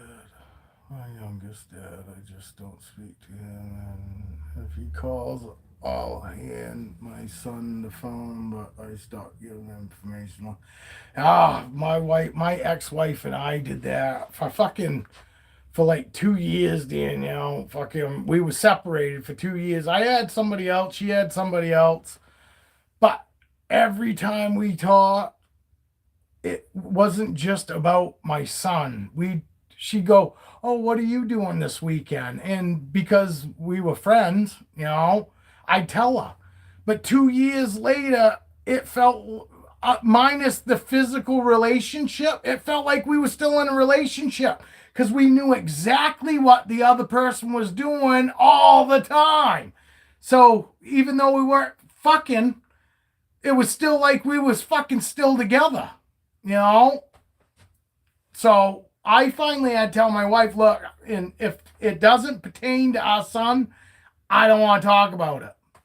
You know, if there's something going on with Isaac, we need to talk about that, then fine, we'll talk about that. But I don't care what's going on in your life, and you don't need to know what's going on with mine. Road trip to Ohio. You're going to go too late. The basketball game's already over. It is awkward. And it just feels like you're still in a fucking relationship. Even though you're really not. But it still fucking kind of feels like that. Oh, that's right. Fucking Skeeter was fucking doing what? Tie rod ends?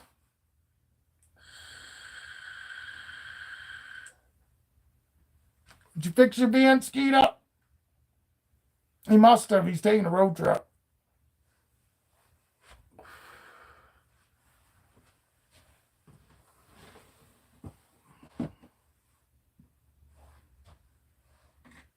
This guy just came out of blue. Look at how you guys can't tell, but he's like super pink. I wish you guys could tell. But look how good he is. This is Freckles. He's not a snake that I've even had that long. But he's so good. He's so good. He's such a good boy. Well, that's cool. I'm glad you got fixed. Sounds like you had help fixing it too, so you didn't have to bring it to a fucking garage, so you saved yourself some money there, buddy. For sure. For sure.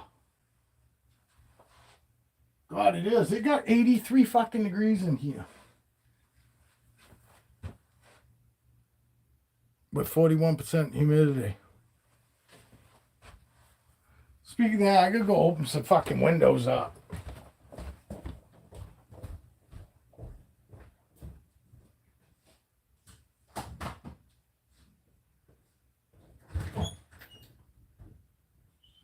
Diablo. Yeah.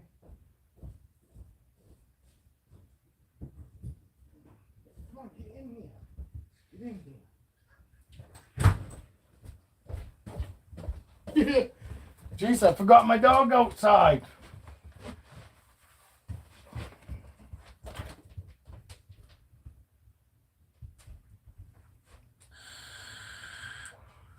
You gotta record your wife doing what?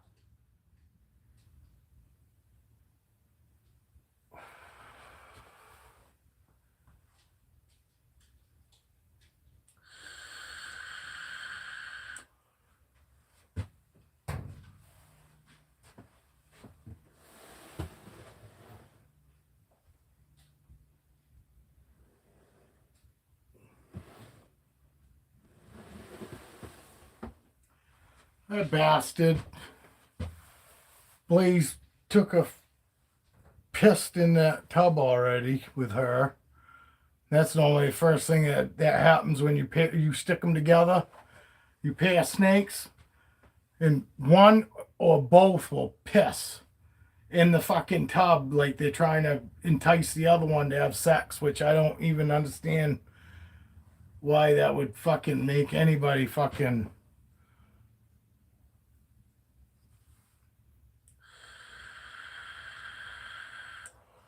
you're you're recording that fucking, you can't. The fuck you call it? You call it something, Skeeter. What do you call that can't? You actually had a name for it.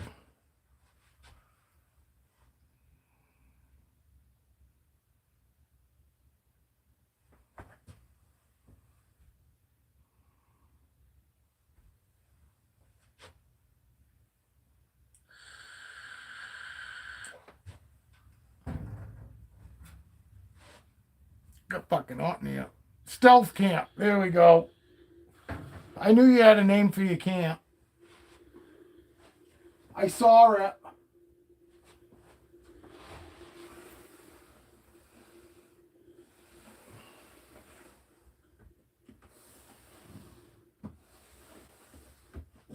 Try to find somebody that wants to come out.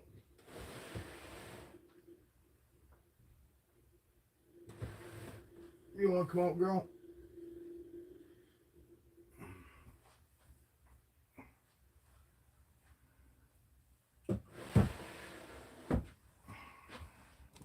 See how she looks in the dark.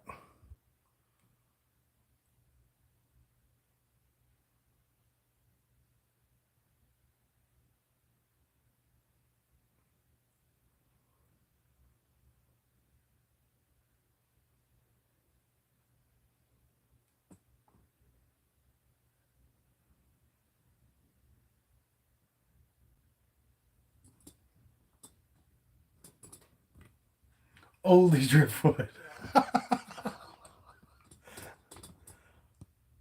Maybe in Canada, Geo. But in Pennsylvania,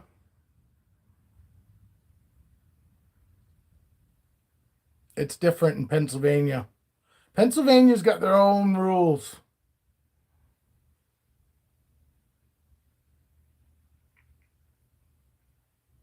What you going to Ohio for? You just going to Ohio to go camping, Skeeter?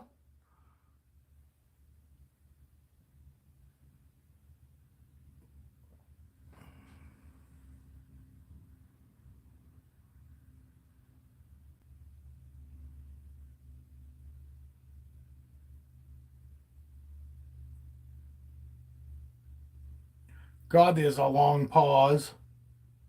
I bet there's almost a minute pause. A delay. I bet there's a minute delay. You guys are just now seeing that fucking snake on the TV. That's how much of a delay there is.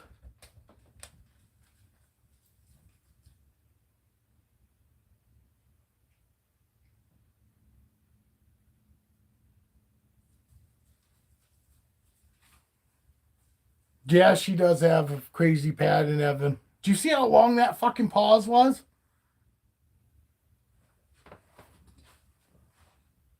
It's not even close. That's like a long ways away over there.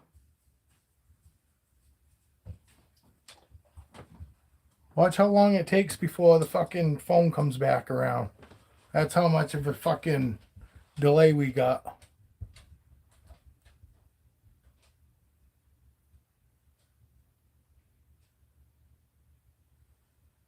All right, Danielle. We'll see you when you get back.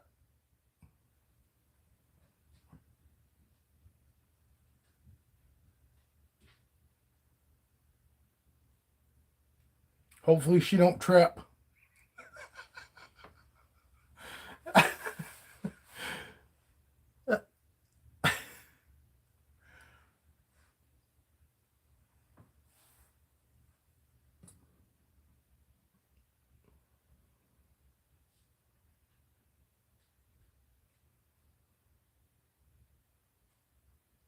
She's just acting like a crazy boa.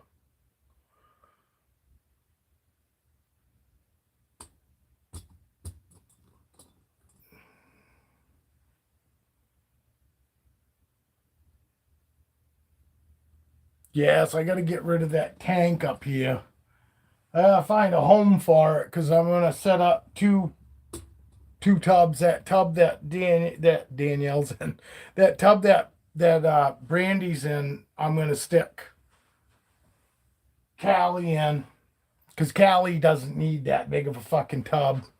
He's actually a small male, so I'll stick Callie in her tub, and then I'm gonna take either Thunder or Capone out, and Storm's gonna move up, and I'm gonna put Marvin in the VE6 rack, and Brandy will go in the fucking the CB70 rack. Gonna do it right off here, probably this week. There's nothing wrong with them. Fucking neither one of them have been around any other snakes or anything, so I'm not worried about, anything like that. I just honestly, the only thing I've been watching them for is just to make sure they didn't have mites, but not being around any other snakes, they shouldn't have had mites either. So,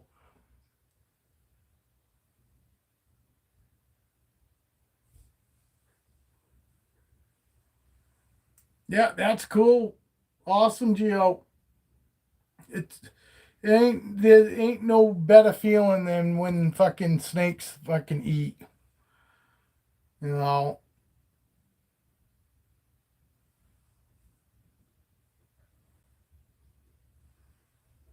I have a lot of snakes that'll eat great and blue. I have a lot of snakes that shed fucking well. Motley shed that morning, and I fed her that night. But that's normal for a boa. Boas eat amazing. There's absolutely, boas. You can have all kinds of shit off, and boas will still eat. Boas are just they're fucking. Everybody calls them garbage disposals because literally they'll eat as much as you feed them. You know, but my ball pythons, fucking, I have lots of them that will eat while they're eating blue. You know,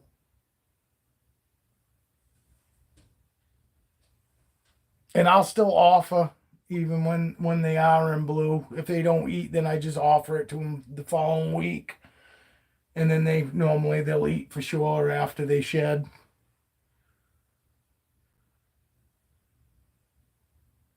Yeah, some of them do, Geo. I have some that won't eat while they're in blue, but most of mine do.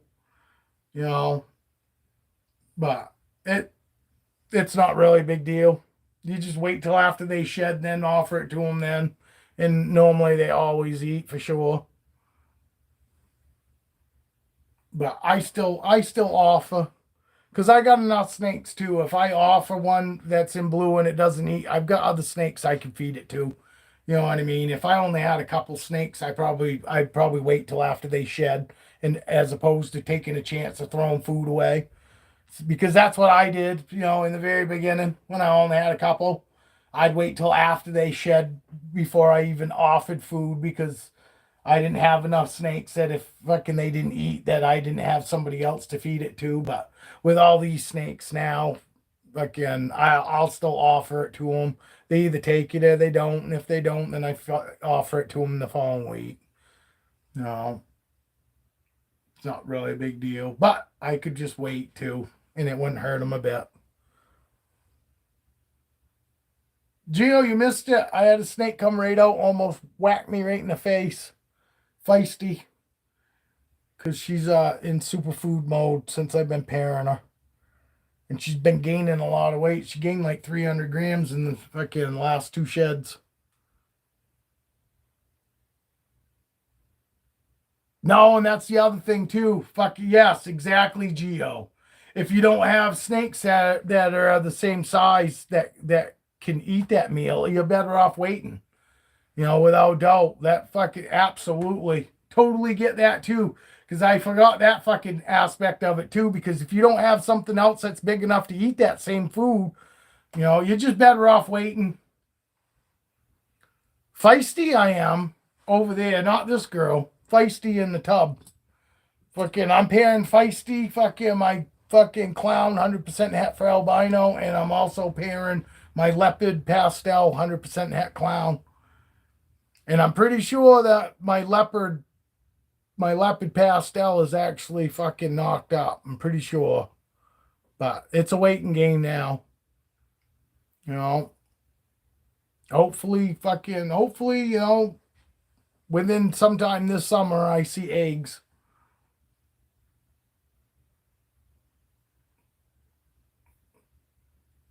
Oh, I'd love if I could have two clutches, but I'm pretty sure I'll get at least one out of the two females that I've been pairing. I could get two clutches, but most likely, one's probably more likely.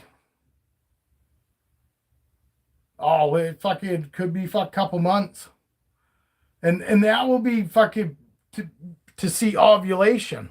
It could take that long just to see ovulation before fucking, and then after ovulation, Christ, it could be what, a month and a half, 2 months still.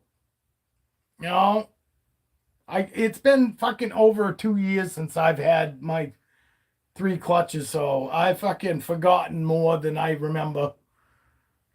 But I'm pretty sure once the ovulation happens, pretty sure it's still a month or two even at before you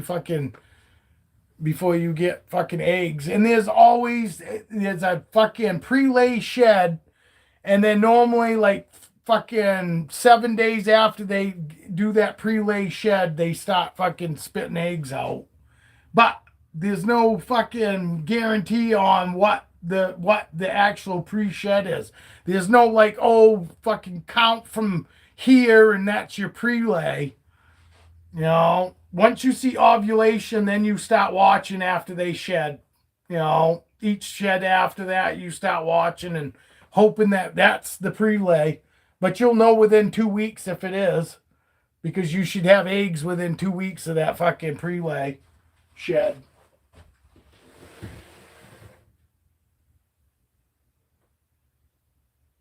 You gonna go back?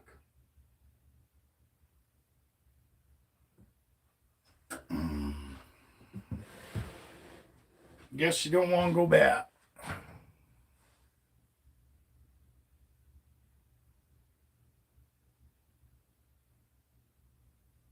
It does.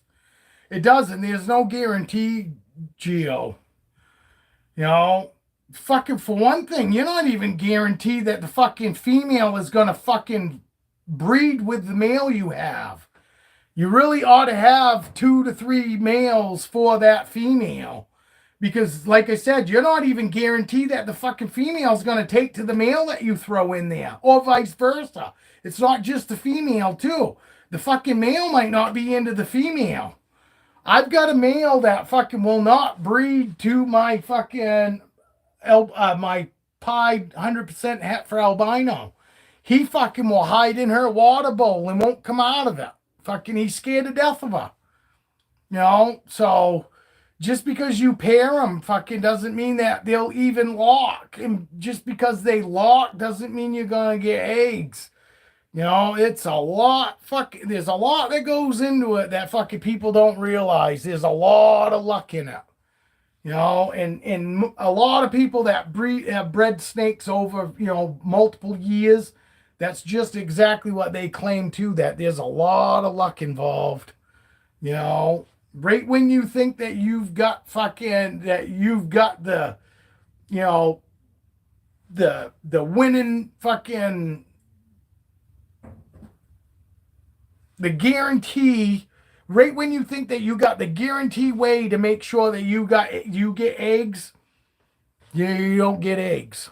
You know, right when you fucking stop feeling that, oh, it's super easy and all that, fucking it's something's right there to prove you wrong, that, oh, it isn't that easy, that there's a lot of luck involved. You know, once you get eggs though, the incubating fucking the eggs is fucking tip. And I guarantee you, once, if you get to the point where you got eggs and you got a good incubator and you got a fucking good thermostat on your incubator, it is so simple to produce babies. You just got to get good eggs first. And everything else is downhill after that. It's just so simple to get fucking babies out of those eggs once you get the eggs. Because that part is the easy part. It's the actual it's the business of the snakes that we have no control over. You could have everything spot on and still not get eggs. You know, they could be just building fucking weight too. Fucking, I might not even get any eggs out of them. I'm pretty sure I'll get eggs out of one of them, but that isn't a guarantee. And I would not fucking claim that there's a guarantee either. Right now, I'd say 50-50. And I probably wouldn't go any higher than 50-50 until I actually see like a fucking ovulation. Once I see an ovulation, fucking then I'll be like 85% sure. You know? But there are plenty of ovulations that fucking people don't realize that they're in ovulation too. Just because they're in ovulation doesn't always mean you're going to get this big mass fucking in the middle of the snake that's going to be apparent. Fucking, because honestly, fucking Feisty, I didn't know. I was guessing fucking that she was in ovulation because it wasn't so cut and dry looking at her. Duchess was cut and dry. Duchess for sure. My clown fucking Hetfa Pie. It was evident in her that she definitely was in ovulation. So I knew for sure on that girl that she was, but I wasn't fucking guaranteed or sure that Feisty was. She just looked fit to me, but I didn't know exactly whether she was in ovulation. And when I got eggs from her, I was surprised about it because I didn't know for sure, you know. And I wasn't even sure when I was watching for sheds that eggs were going to be coming after a shed. You know what I mean? That's really how I basically, you know, could tell was when she finally shit eggs out. You know, it wasn't evident in Feisty, and it wasn't evident in Gypsy either, my firefly. I had no idea she was pregnant. I just opened her tub up one day and there was fucking 4 eggs in there, and I was like, holy shit, you were pregnant? Didn't even realize she was pregnant. So it's not like it's always evident, you know? So there's 2 snakes. I didn't even know that they were fucking pregnant, let alone ovulated. You know what I mean? And we're gonna give me snakes. This isn't fucking. It's not just always so straight and straightforward. There's a lot of fucking other shit that comes into play when it comes to the breeding thing. So you're absolutely right, Gio.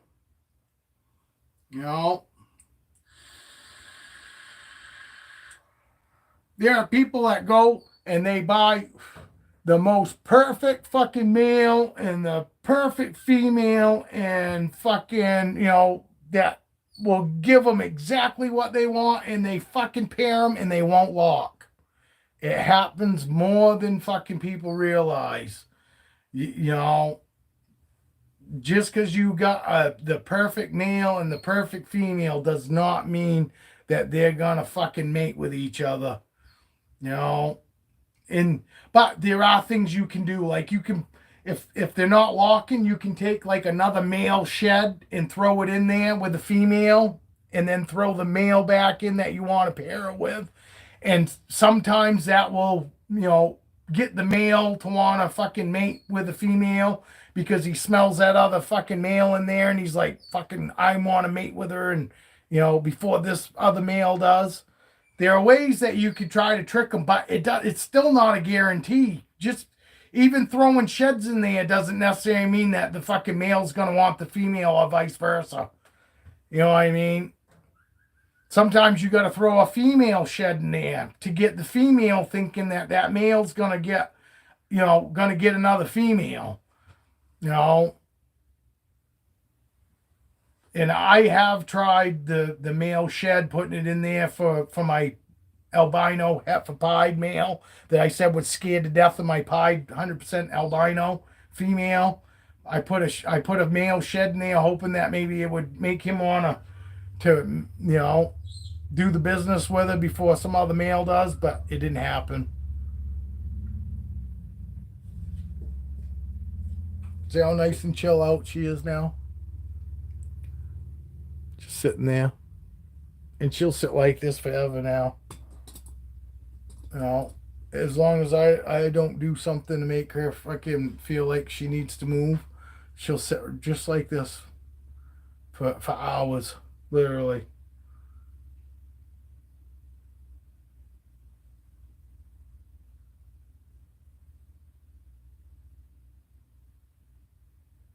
No, and no, and you're right, Gio. Fucking people don't realize. They think it's as easy as like just throwing 2 fucking, dogs together.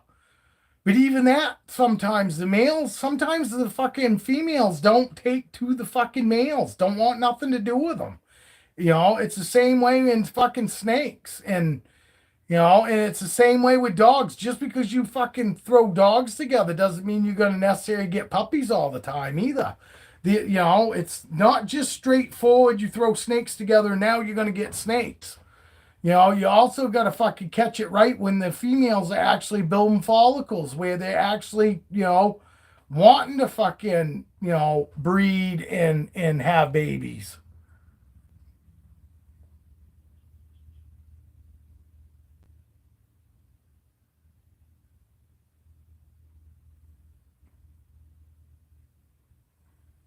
Yeah, that sucks, buddy. But you got time. I'm assuming your Zuri is a little guy or a little girl, and for the most part, I don't fucking ball pythons. They really should be at least 3 years old or over, and they should be at least 1,800 grams to 2,000 grams before you even start fucking thinking about pairing the female. Now males fucking can start breeding at 500-600 grams. No, even if the female's 3,000 grams, you can throw a 500-600 gram male in there and not have any worries. The female's not going to kill him. She's not going to try to hurt him.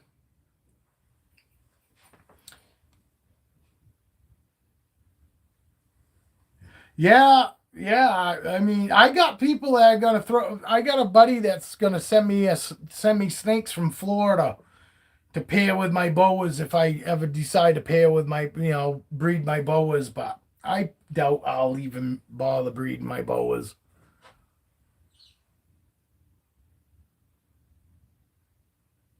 Oh, absolutely, dude. You know, I absolutely fucking believe anybody that's got snakes ought to breed at least once. Because it's amazing. It's an amazing fucking feeling. It's an amazing fucking journey. You know, I got a husband for Raven. All my boas I've got males for. I just waiting for him to get big enough. Raven's not big enough yet. But Roxy, my Dumeral's boa is ready. And I actually just sent him a message there last week telling him that fucking, try looking and finding me a male because I might fucking breed Roxy. There are a lot of fucking people out there that want the Dumeral's boas, and there aren't a whole lot of people breeding them. So I could get in on something like that, 'cause she's big enough now. She's old. She's definitely old enough. Boas. They should be 5 years. Females should be 5 years old, and to a certain size. And she's well over 5 years old. So I think she's like 6 years old now. 2019, 20, 21, 22, 23, 24. Oh, she's at 5 years right now. She's 5 years this year.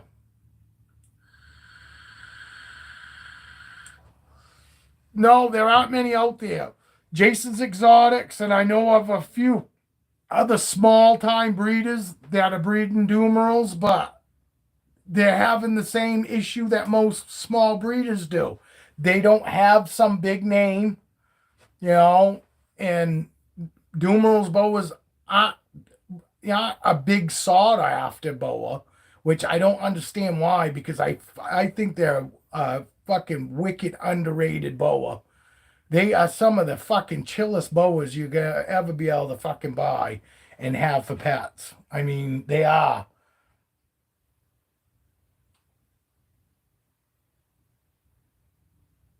Oh yeah, yeah. No, they do give live birth, and that's why they do. You're right, Danielle. That's why they need to be heavier bodied and they need to be older.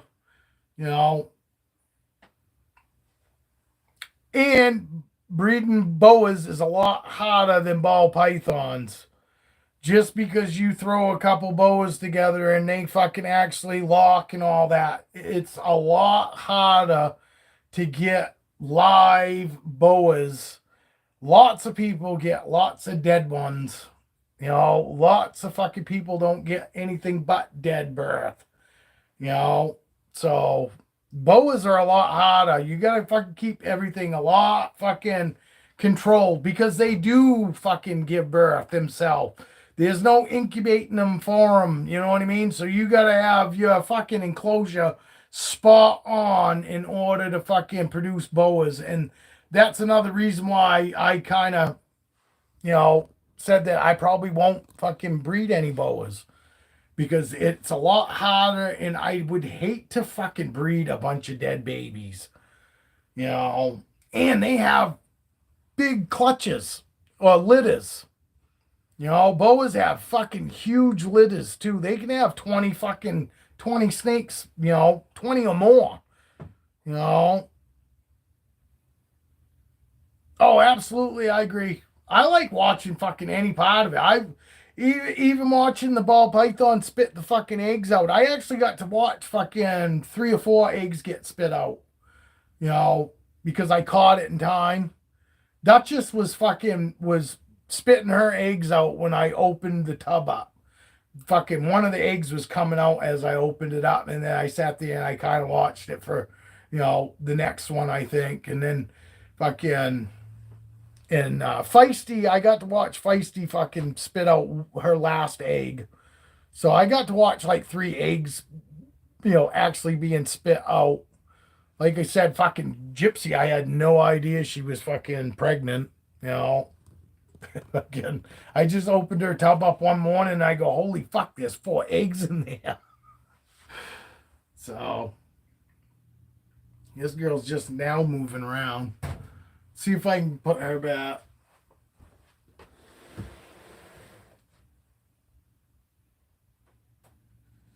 Yeah, she's ready. You can tell when they're ready because the boas will just go right back.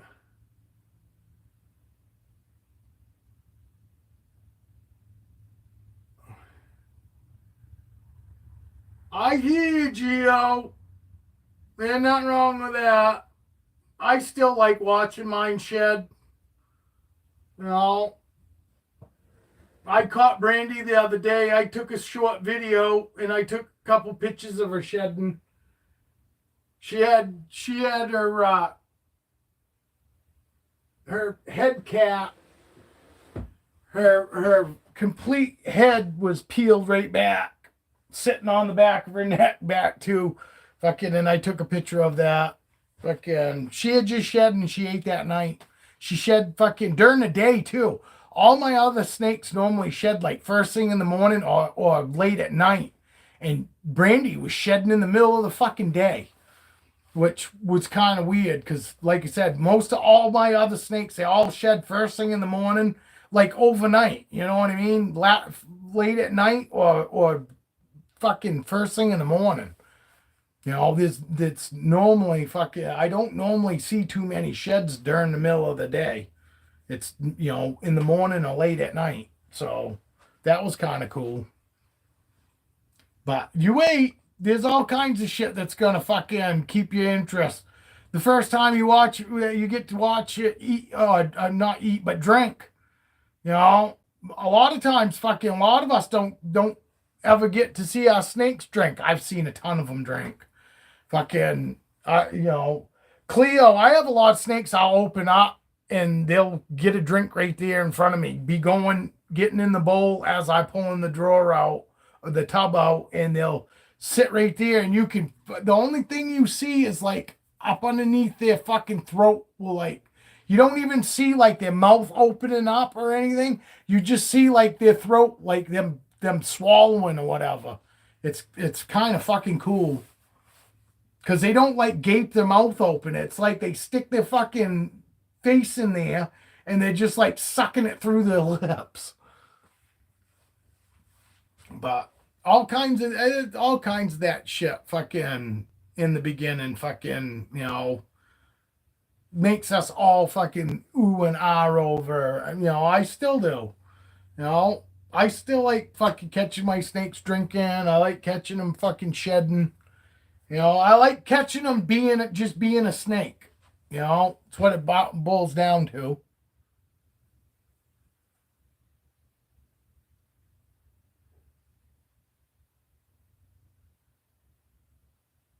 Yeah. Yeah, it is cool. Fucking, it's really cool when they fucking roll right up and they look like a fucking sock. You know what I mean? It looks like a rolled up condom. Fucking,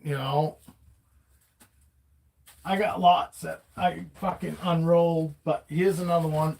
That looks like a condom. See, it's completely round.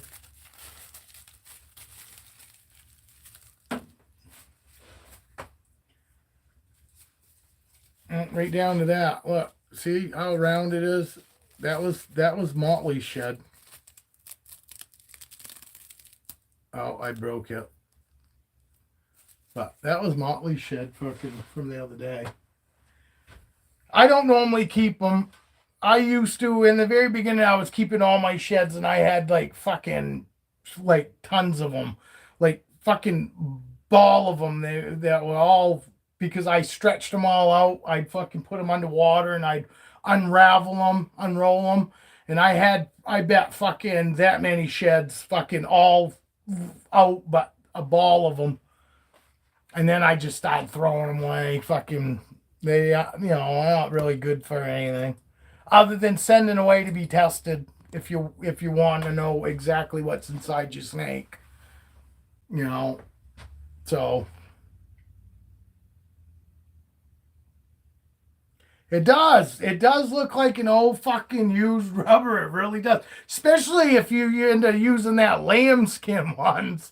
That's what it looks like. You know what I mean? Fucking old lambskin condom. Fucking.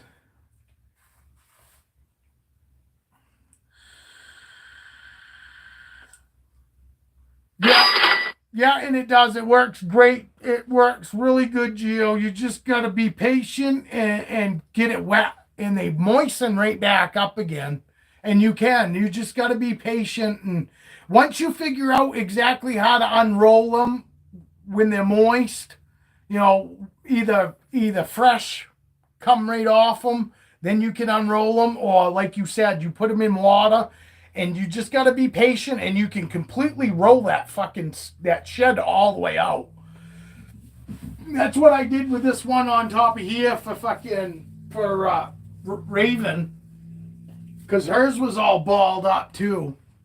And I put it in the sink and fucking got it all moistened back up and just fucking slowly undid it. That's what I was doing in the sink. Unrolling that cable like it was brain surgery. Yeah, well, if you want to keep it perfect and with no rips, you've got to kind of go into it like that. Like it's almost like fucking surgery, because it is really easy. The skin is fucking pretty tough when it's wet, but you still got to be careful not to rip it. But it's amazing how actually, strong the skin is when it's actually moist. It dries out, then it gets brittle, obviously. Yes, it is. I get a lot of, like I said, I get a lot fucking all balled up like that. But I keep my humidity higher than everybody else. You know, when my snakes are in shed, they're about 85% humidity, and I like to keep them 80 to 85% fucking when I know they're in shed.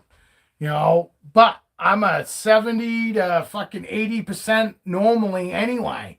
On the norm, I like to keep my snakes 70 to 80% humidity, and I make sure that I keep them 80 to 85 when they're in shed. And I've never had any bad sheds doing it that way. But that's just the way I do shit.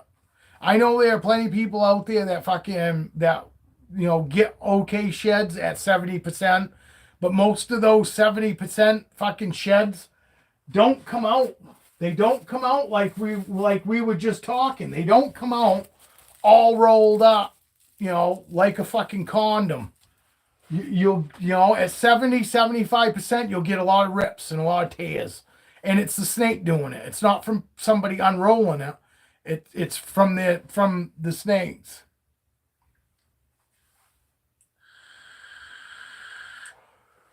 Mine rub up against their hides and shit like that, which the hides still have sharp edges and all that, but when I keep the humidity up like that, they don't fucking tend to tear them. But yes, if you've got sticks and twigs and shit like that in there, they probably will. That would make sense. Why wouldn't they? They're gonna get it caught on the branch, and they're gonna use that branch to take it off.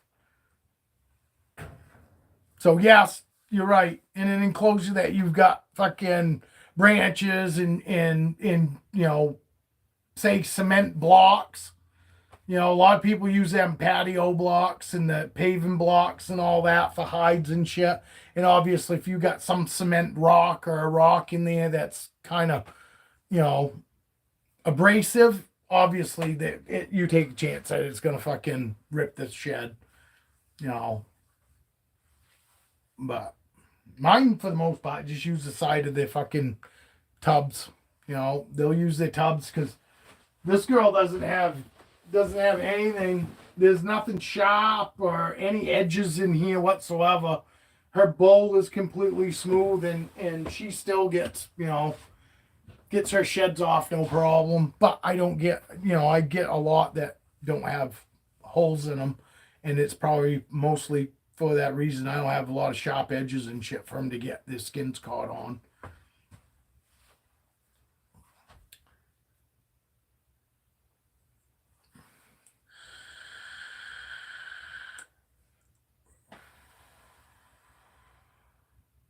Geo, did you witness the eclipse? I went outside for a little bit. Showed my toy box and outside.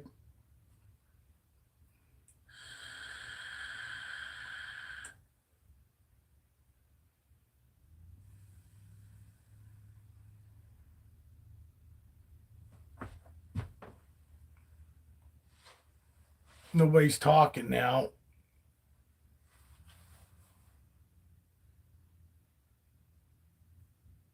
Yeah, you'll have to let me know how that goes. A lot of people are fucking like Brian's Boas doesn't recommend doing bioactive fucking enclosures because you can have too much humidity in there for your snakes and you'll get scale rot, and that's why a lot of guys fucking are against bioactive fucking for snakes. Lots of them say that bioactive fucking enclosures are more fucking for like lizards and shit. For certain lizards, like my Savannah monitor wouldn't do good in a bioactive fucking because she's not big on humidity. Yeah, it did, that's about all it did here too, Geo. I went outside fucking and we didn't fucking really get much of anything here either. Fucking, but it was weird. It looked hazy, almost like the sun peeking through the clouds. But I showed there's not a cloud in the sky, but it looked like hazy. And like Danielle said, Danielle actually fucking described it as like right after it rains and you get that cloudy, sunny sky. Like that's what it kind of was like. It was just kind of weird. But we all survived. I don't know why they were fucking giving out all them warnings and shit. You know what I mean? Watch out for power outages and this and that. And it's like, I've fucking been here through all kinds of these fucking eclipses, and there was never any warnings other than don't look at it with your naked eye. Fucking, and this time they were talking about fucking stocking up on food, and we're, got to be concerned about maybe possible power outages and fucking Y2K all over again, motherfuckers. Idiots. Idiots talking like idiots. Fucking stupid. I can't wait. Can't wait for the next one. They're going to tell everybody, fucking don't go outside. You don't want to be outside. Be inside for this next one. And fuck off. Fucking tell me what to do.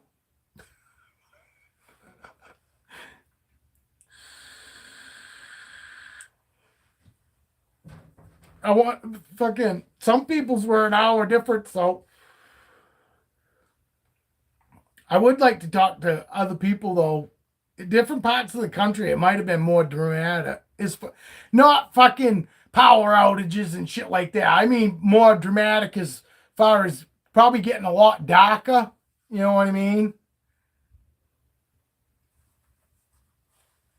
Good name for a podcast. Idiots talking like idiots. It was stupid. I couldn't believe it when I started seeing all these warnings and shit. And I was like, warning from a fucking eclipse? What in the fuck are you worried about? It lasts 3 to 4 fucking minutes. Woo! Oh my god, I don't think I'm gonna fucking be able to handle it.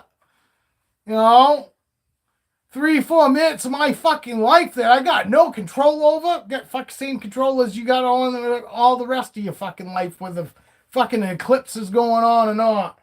Hey, did you hear about the fucking earthquake? I I heard about it, and then I fucking sent Evie a message right after and asked Evie about it, and Evie said it fucking scared the shit out of her. She said her building felt like it was swaying. Literally. Fucking where she lives, she said the fucking building actually felt like it was swaying. I asked her, I said, did it sound like a train going through your fucking place?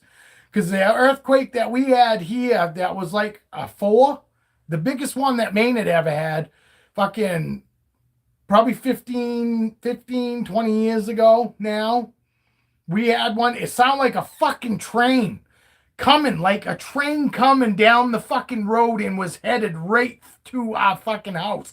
And then when it got to the house, it fucking sounded like it was coming. It's like a train literally was inside of our fucking house, rattling and all that. And it got louder and louder and louder till it fucking actually sounded like it was in the fucking house with us. And it was like, holy fuck, what the fuck was that? And then we come find out it was a fucking earthquake. But I never knew that earthquakes sound like fucking a train coming.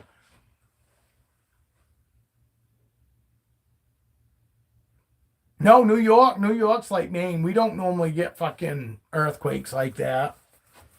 You know, Evan was talking about Evan said there's a bunch of shit going on with container ships. They're all fucking losing power and shit like that out in sea. Closest to you was in Toronto several years ago, but here in Cape Breton. Yeah, oh yeah. Yeah. No, Evan, I don't know if Evan's still in here, but Evan was saying that fucking after that Baltimore fucking bridge accident, I think it was Baltimore. He said all kinds of ships all kinds of container ships have fucking been losing power and shit. You still in here, Evan? Evan might be gone. I don't know who's in here. Danielle, you still in here?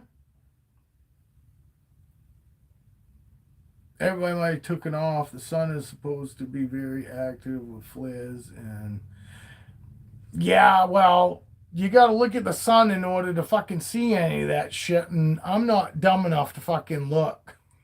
I'll just take their word for it that there's all that shit going on. I did look for a quick second when I fucking, when I was outside, and I could see like the sun, and I could see like fucking look like fire, like fiery on the outside edge of it. Like to me, it was the planet or the moon or whatever it is that's going in front of the sun. Fucking, it looked like something was in front of it, and I could see like fire around the edges of it. You know what I'm saying? It might have been the flares they were talking about, but I only looked real quick. Look, my eyes are brown now. They were blue, but now my eyes are brown from looking at the eclipse. They're brown because I'm full of shit. Okay. Yeah, I'm gonna go make a coffee, so I'll bring you guys with me. I can because I turned the fucking radio off. I turned my TV off, so who's in here? Who else is in here with me and Gio? Say hello. Sound off for us. Look. We just want to be able to say hello to everybody.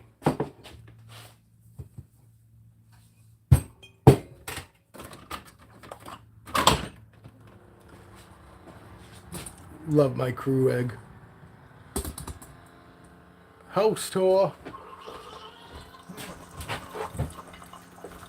And RC planes.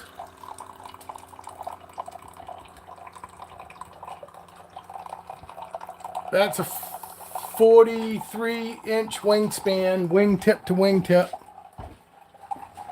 That one's 63. That's a 63-inch wingspan from wing to wing, wingtip to wingtip. This one here. That's a trainer. That one's been up 37 times. I've flown that one 37 times. And then I got this flat out. It's got a 4-stroke motor on it. It's got valves and everything. Okay, see, 4-stroke. Fucking, that's a 43-inch wingspan too. But it's a flat out. But those are my planes. I haven't flown them in forever. They're just sitting on the fucking ceiling collecting dust right now. I trolled your accounts before, so I know what some of it looks like. Laugh out loud. Ha ha! Holy. Just another fucking main home. We live in a trailer, but we don't live in the trailer park. We live in a trailer on its own fucking lot. We got 2.5 acres. 2.5 acres with this trailer. I rent from my best friend. I don't own this place. We rent. We're actually trying to get it into a different trailer fucking at the same location this year. Hopefully before winter. We're hoping to be in a different trailer. This one's fucking falling apart.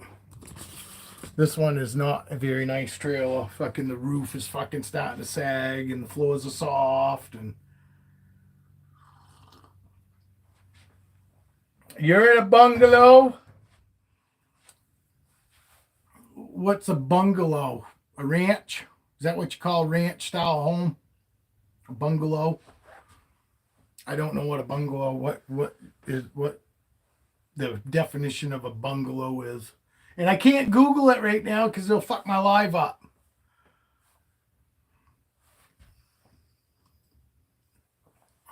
Fucking, you want to know where you can buy an affordable trailer, fucking furnished and everything, is in Florida. You can literally get yourself a fully furnished fucking trailer, fucking a 1980s, fucking 1990s trailer in Florida for fucking $6,500. Fucking, you get a decent, nice fucking trailer for fucking 10 grand. Fucking outright own it. And then all you gotta do is pay lot rent. You know, but Florida, fucking, whether you're in a house or not, it's like living in a trailer park. You got to get way outside of the fucking city limits before you start seeing like private lots, you know, like you see all around here everywhere. You know, neighbor way across the street over here about fucking 300 yards away, fucking there's a house there. My other neighbor that's across the street, he is probably another fucking 400 or 500 fucking yards away from fucking the main road. You know, we're off the main road fucking probably 40, 50 yards, you know, to the road out front here. But you get down Florida and it's like even the houses are like fucking living in a trailer park. Fucking house right on top of another house. They got like one and a half acres of property and that's it. Just fucking bigger than the house that you live in basically. Fucking, you know, but that's why fucking everything, that's why trailers are so cheap, because literally when you look out your window, you're looking right into your next door neighbor's fucking trailer. But I don't want to live in Florida. I don't want to live someplace where all summer I gotta fucking sit inside where it's AC, you know, because it's too fucking hot. You know, to be outdoors. I want to be outdoors in the summertime. And if it's fucking 90 to 100 degrees out, I'm not fucking hanging out outside. Who the fuck wants to hang out outside like that? You know, days like that, I take 6, 7 fucking showers in a day. I can't stand to be sweaty. Fucking, I think that's why one of the reasons my wife loves me so much is because fucking I don't stink ever. I hate fucking being sweaty and nasty. I'm only sweaty and nasty while I'm at work, and as soon as I get home, the first fucking thing I do is jump in the fucking shower. And when I'm home, fucking, I'll take a shower when I get up in the morning, I'll go out, I'll wash my bike off, or I'll do something outside, and if I get sweaty, which if it's over fucking 65 degrees out, I'm gonna fucking sweat just pours off me. No matter what I'm doing. So I'll take fucking 3, 4 fucking showers every day in the summertime. Oh, wife's home. I guess time to go. Maybe I'll come back tomorrow. You're going to be around, Gio? Hello? Who else just popped in? Who else is in here? You guys don't want to say hello? Well, wait a minute, Gio. See if we can't get these other people to talk. Hello? You guys fucking say hello before we go. Because we're getting ready to take off here. But it'd be nice to be able to say goodbye to you.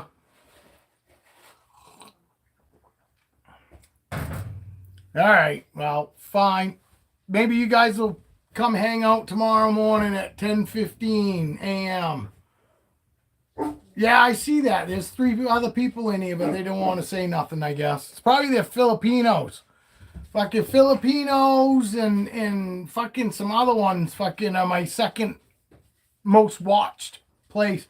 I'm at 36% here in the United States, and then everywhere else I got Filipinos, fucking Thailand, fucking where else? It was fucking all kinds of overseas places. Fucking UK, Texas. Well, not Texas, but fucking. Yeah, I am. I'm getting there. We're getting there, Gio. But anyway, I'll be back tomorrow morning at 10:15. Hopefully, the other 3 people that are in here will come join us tomorrow morning. All right, everybody, have a great evening. Have a great day, beginning the morning, whatever. But anyway, we see you later. Thank you, fucking Gio, for fucking coming and hanging out. Hopefully, we'll see you tomorrow. All right, peace out, everyone. I'll stay long enough to say goodbye.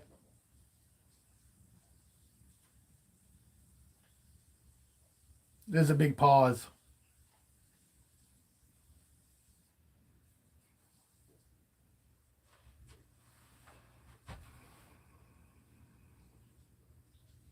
Oh, here we go.